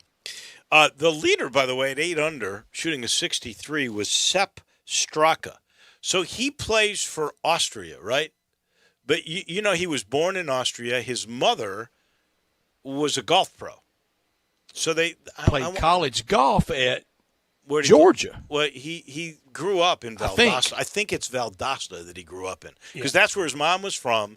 She met a man while touring in Austria, fell in love, stayed there, became a boy meets girl. Became a golf pro there. Well, she became a golf pro, and then she sold her husband a glove. That's exactly how they met. They got married. They have twins, Sepp and Sam Straka. And then Sam's on the bag. She wanted to be closer. She wanted to be home. So they moved back to Valdosta when the kids were like 7 years old. So he's really an American. It's amazing how all these guys get to go play like Abraham Answer and who else? What's his face? Rory Sabatini from Slovakia. I want to say Abraham Answer grew up in McAllen, Texas. That's right there on the border. But it doesn't bother me if you want to play somewhere else. And remember, and he was from there. But Butch Lee in the '76 Summer Olympics in Montreal, Puerto Rico, playing for Puerto Rico and Coach Gene Bartow. Right. And all. I mean they lost to the United States. That team was good. Gold medal winner eventually, the U.S. was. Well, they lost like 52-50 in a great game. And then, then the next spring, Butch Lee is MOP of the Final Four, cutting the nets down for crazy Al McGuire. Guys like Rory Sabatini, so we got the explanation of why he's playing for Slovakia. His wife is from Slovakia. So when he married her, he became like a naturalized citizen, and now he can play for Slovakia. But Hakeem Olajuwon played for the United States, and Tim Duncan as well. Now, Tim Duncan was from a U.S. colony, but Hakeem Olajuwon ended up winning a gold medal, and he was very much from Lagos, Nigeria. Right. I want to go to some just remote Caribbean. You're not going to be on the Caribbean team, country. There's no country that desperate. I'm going to marry into a family. And then be careful there. That could get expensive back in Memphis. Yeah. Well, do they evolve? Do they allow bigotry? I'm doing bigotry. it. I'm doing it. There. I'm doing it just so that I can play in the Olympics. That's all. I want to play that golf course 4 days for free. I don't think there's a cut in this thing. Dave, if you make you're calling it now. You're going to make the 2024 Olympics. I'll be your caddy. We're just doing it to play 4 rounds of golf. It's like Eddie the Eagle in Paris. He had never been a ski jumper. Lord, every time he took off, we thought there was death going to happen. Herschel Walker on the bobsled team. Oh, but that was just speed. Power. And power, right. And he could have been on the Olympic sprinter. Oh, yeah. He had Olympic speed. Oh, no question. No question. Who tackled him in Class A high school football in Georgia? The answer, simple. Nobody. Yeah, no, we know that. I'll let you know this portion of the show brought to you by James Davis Men's Store in the Laurelwood Shopping Center, and the summer sale is on. I love the shorts. I just got myself a couple of pair of shorts there a couple of weeks ago. Everything is just, the fabric is just perfect, and they seem to last forever. Every time you walk out of there, I feel better because I know I look good. I know it's going to be fit perfect because when it comes to shirts and pants, they've got the Stance system, and that's the only place in Memphis that has the Stance system. James Davis Men's Store in the Laurelwood Shopping Centers. Fun place to go. All the fashions perfectly displayed. Same people have been there forever. You'll know them if you start going. They become your gurus. They really do. They become your fashion gurus, and they make sure everything is fit perfectly. But with the stance system, I mean, you take 2 measurements for pants, 3 measurements for shirts, and it comes out better than the old. You used to go to a tailor and get 20 different measurements for a custom fit shirt. This is that simple. 10, 15 seconds it takes. They feed it into a computer. This algorithm spits out the kind of pants you're supposed to wear, and voila, a week later, you've got them in 80 different fabrics. I mean, it's just amazing. And the only place that you can get it, in Laurelwood, at the James Davis Men's Store. And please, go enjoy the summer sale, because the prices right now are terrific. All right, so I've been doing some thinking since we talked with Greg Gaston. If the America became a 20-team league, and I don't think it will, maybe it'll become 16. That would be okay. And it looks like the SEC, because they've accepted Texas and Oklahoma officially today, we'll get a press conference tomorrow, probably around 10 o'clock, like Brett predicted. If it's 16 teams, the more I think about this, because I want it to truly be a league, I want it to be pods. Because you'll play your 3 members in your pod, okay? But then you can mix and match every year, so you're going to play everybody every couple of years in your league. That just makes more sense to me. I think you got to have pods. I don't mind it. Now, how do you do the eventual 2 teams to be in your championship game? 2 best records? No. I do it like I think they're going to do it. I think they're going to rig this thing no matter what, that they get semifinals at Jerry Jones's World, because there's just too much money, and then they'll have the championship game in Atlanta. So you would take your pod winners. It will be a lot of football. It'll be it's an extra game. It's one more game for 4 teams. I would take your 4 pod winners, and they play each other. You got expanded playoffs too. You do. You're going to end more up than with, one game. You're going to end a up lot with of football. You're going to end up with an NFL type schedule for 2 or 3 teams when it's all said and done, but not for everybody. And thought we were worried about safety. Well, you know, maybe you would have to take your 2 best records then if you did the pods and you thought that was the case. But it just seems to me that if you do pods, it is more like a league. Yeah, I don't mind the pod concept, and I don't really mind the semifinals all at one place in one day and then advancing to Atlanta.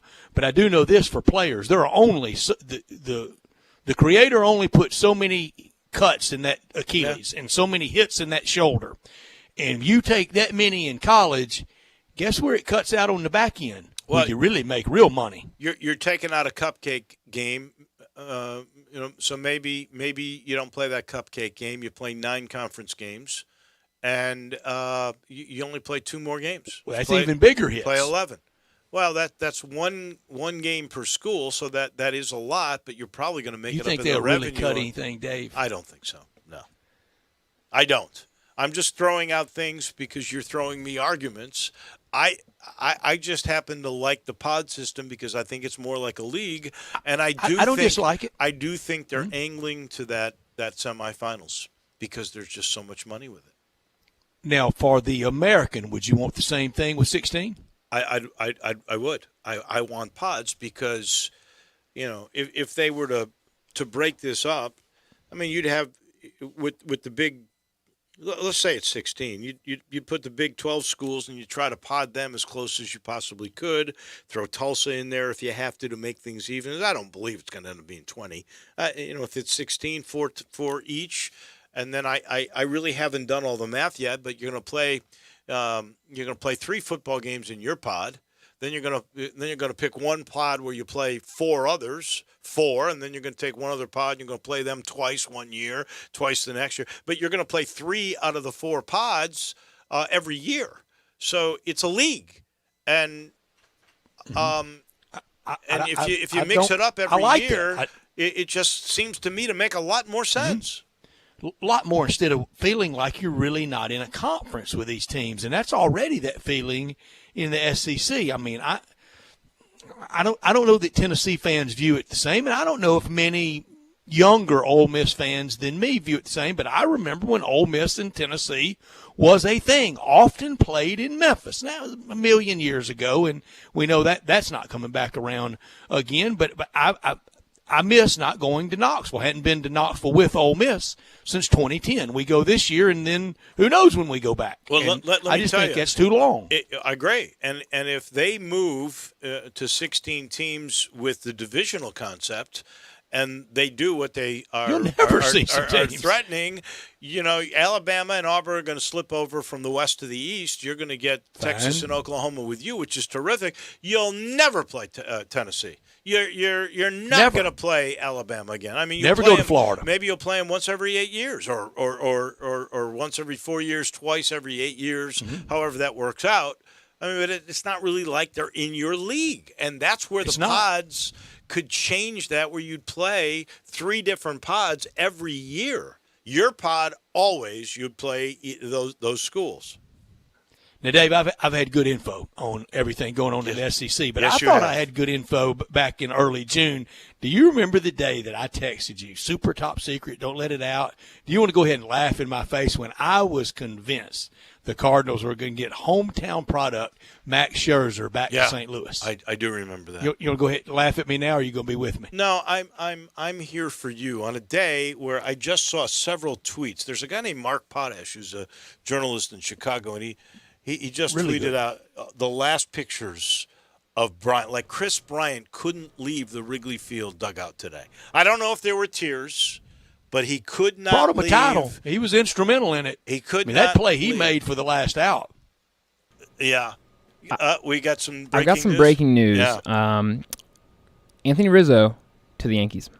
Yankees. That's the Yankees. I thought Got he was beat going to the Bo 14 to Sox. nothing today. I thought he was going to the Bo Sox. So that means in the last 24 hours, the Yankees have gotten Anthony Rizzo and Joey Gallo.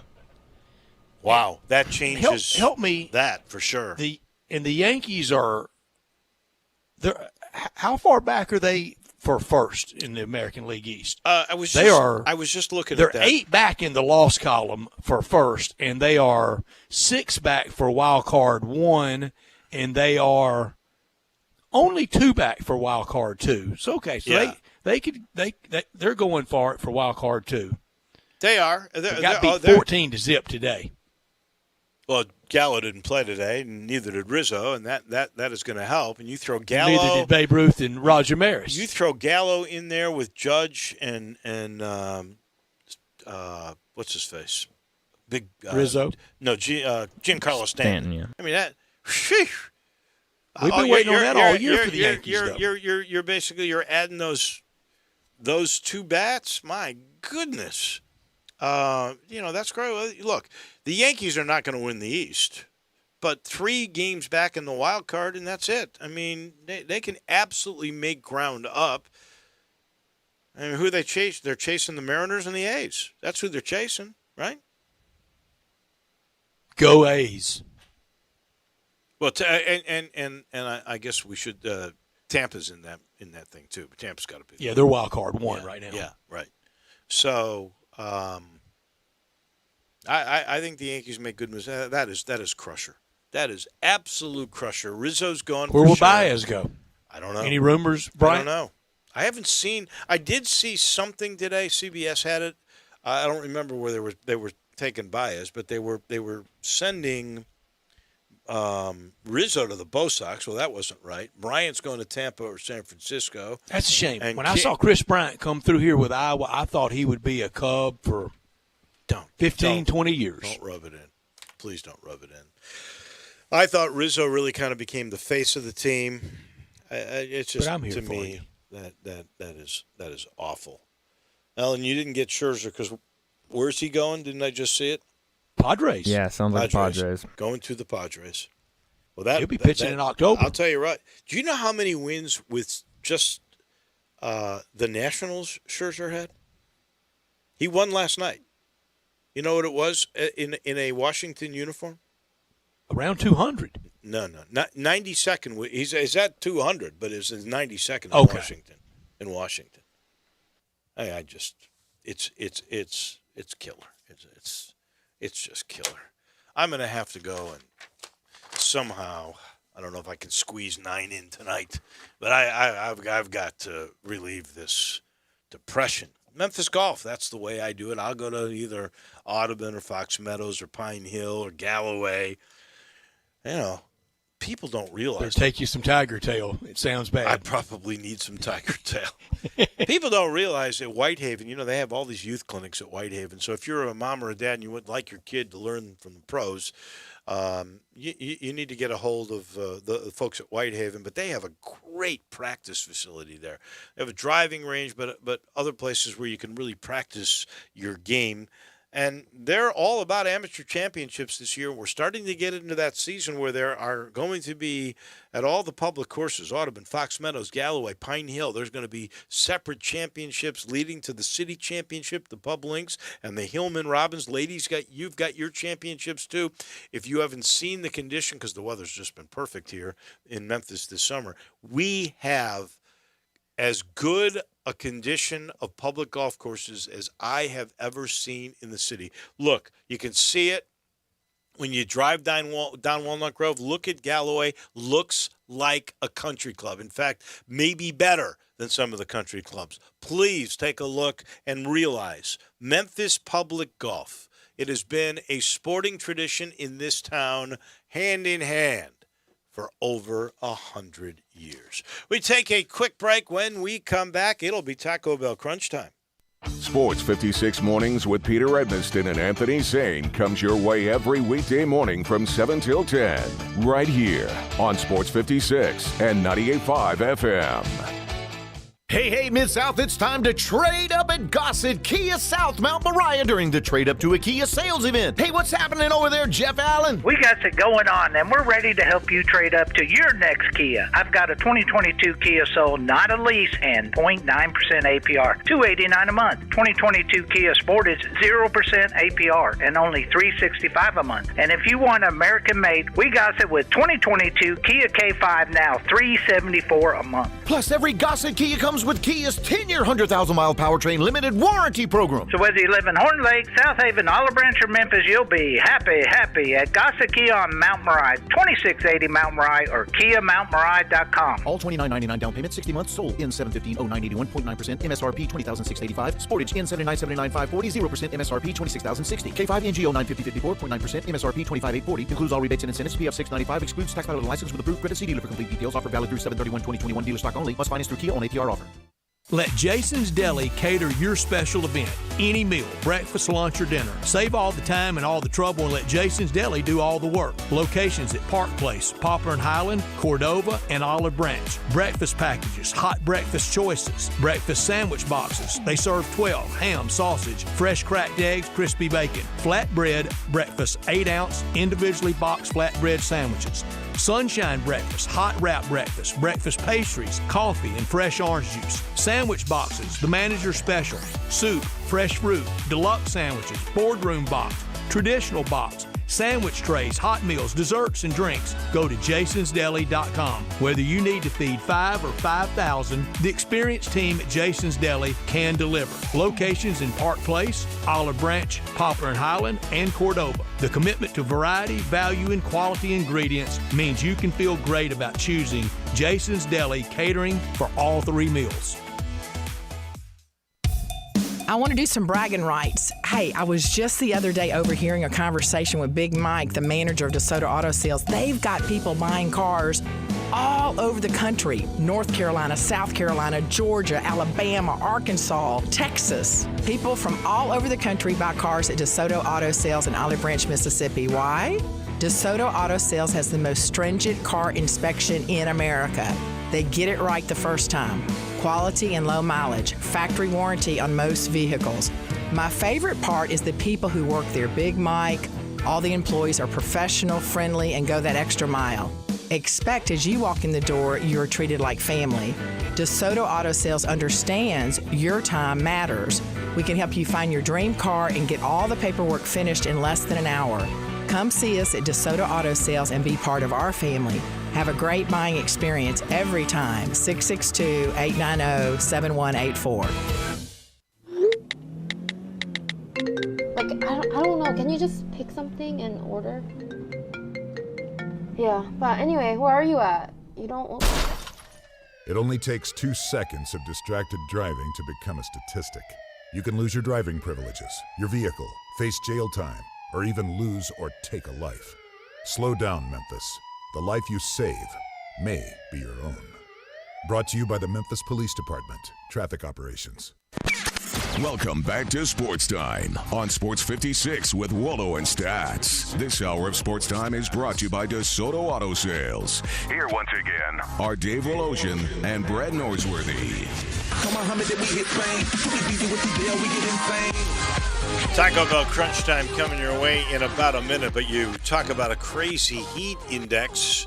They say it's 105, but it feels more like 137. If you think the weather is hot, just ask my guy Sheldon Rosengarten with Mark Spensdorf about the real estate market. His newest hot heat index listings extend from 356 Waring Road, a one-story upscale update on almost a three-quarter acre, for about $534,900 to another one, a condo in gated Pecan Grove next to White Station High School for $349,000, but we're not done yet. The last one in the Gardens of Oakley in Germantown near the New Forest Hill Elementary for $575,000. You want to avoid the heat? You can't. But to avoid the crazy real estate market, call or email Sheldon at 483-0546 or memphisrelocate.com. People often say, you want the job done, call Sheldon. It's simple. It's that simple. Call him at 483-0546 or memphisrelocate.com. And if you want to hear your house on an ad like this, call him the same exact numbers. We are now in Taco Bell Crunch Time.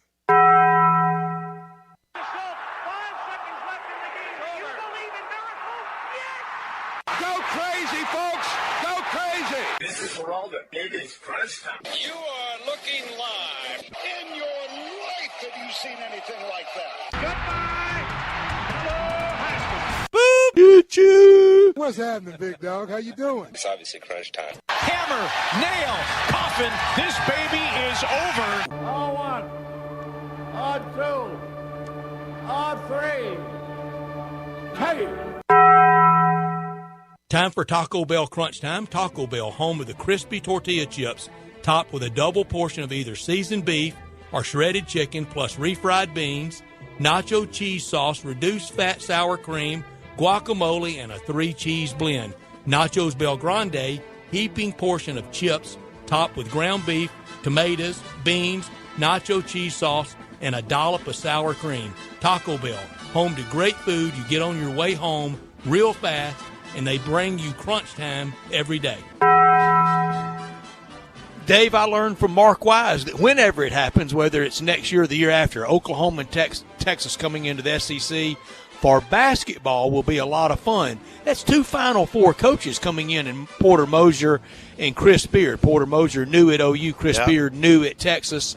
And 5 Final Fours all time for Oklahoma in their history, but only 2 in the 21st century, in 2002 and in 2016. 3 Final Fours all time for Texas, the last one in 2003 down in New Orleans. I just learned momentarily that Tiger Football, which talked about a new $50 million upgrade to the Liberty Bowl, already acting right now outside their new indoor. They have an outdoor field turf. They are putting new field turf down there. There's nothing that Tiger Football won't do to make themselves better. It's so good to see, too. It was so long in coming, and now it's doing it, and you're reaping the benefit from it. Could have done without. Russell Westbrook going to play with LeBron James. The ball can get stuck a lot of times with Russell Westbrook handling it. He doesn't play that well with others. That I see fireworks coming from that. I'm calling it. The Lakers' only title with LeBron came last year in the bubble. Wow. You're calling it right now. I don't know why, but I kind of think that move actually can work. If Russell will play and give up the football, to me, that could work out. I could have done without the news that Rizzo. I think the face of the Cubs in this period, heart and soul, started with Epstein and Joe Madden. moving on officially now, and Chris Bryant is next. Kimbrel, who's a newcomer, but he's been really good this year. And Baez, who has had his moments, but the era of this World Series Cubs team, while it has been dying for a while, it is now officially buried. It is dead and gone. Who is it most unfair to? I think it's unfair to the Cubs fans that had suffered and finally got a little bit of joy that it ended this quickly. And I think the Ricketts, I think they got hurt so bad with that new Poor entertainment David Ross. district. Yeah. What he signed up Hey, for. I asked you earlier, do you know Sam Kendricks, the pole vaulter from Oxford, and his I dad do not. is his coach? Okay. I do not. And that is a tough story. It sure I is. don't know if he has I symptoms think they're or not. appealing that. Oh, good. I hope. I think they're still going to try to get him out there on the field of competition. We'll keep a close eye on Olympics, basketball, golf already starting. Golf balls in there in Tokyo. We'll sure keep eye on the draft. In about an hour and 30 minutes, the Grizzlies will be drafted. Can we get to the 10? How fast will it take to get to the 10? Starts at 7. Will they be there by 8? Oh, yeah. Oh, yeah. So about 2 hours. We'll know who they have. Yeah. I say they'll get there by 7:30. Here's another one, Dave, in Los Angeles. Trevor Bauer's never pitching again for the Dodgers. No. They keep Oh, no. they keep No, kicking that back. Yeah. They keep moving it back. He's got some legal problems that he's not He going to sure get does. over. In my estimation, I'm not going to watch. My wife will. I'm not going to watch the Suni Lee win goal. I may pull away from the draft for a minute just when my wife says she's on. She's going to win it right here. I'll do that. But I hate it that the Olympic Games are up against the NBA draft tonight. That's another thing. And the I time don't difference has been awkward. Well, you know what? Part of it is the way we now watch. I mean, my phone let me know this morning at, 7 o'clock or whenever it was, that Suni Lee had won. So I already knew. We never would have gotten that information before. Dave, I thought until I was about 15 the Indianapolis 500 was live. We thank Mark Wise, Keith Smith, Sheriff Bill Rasco, and Greg Gaston will be here. Same time, same place tomorrow. Join us then. Have a great night, everybody.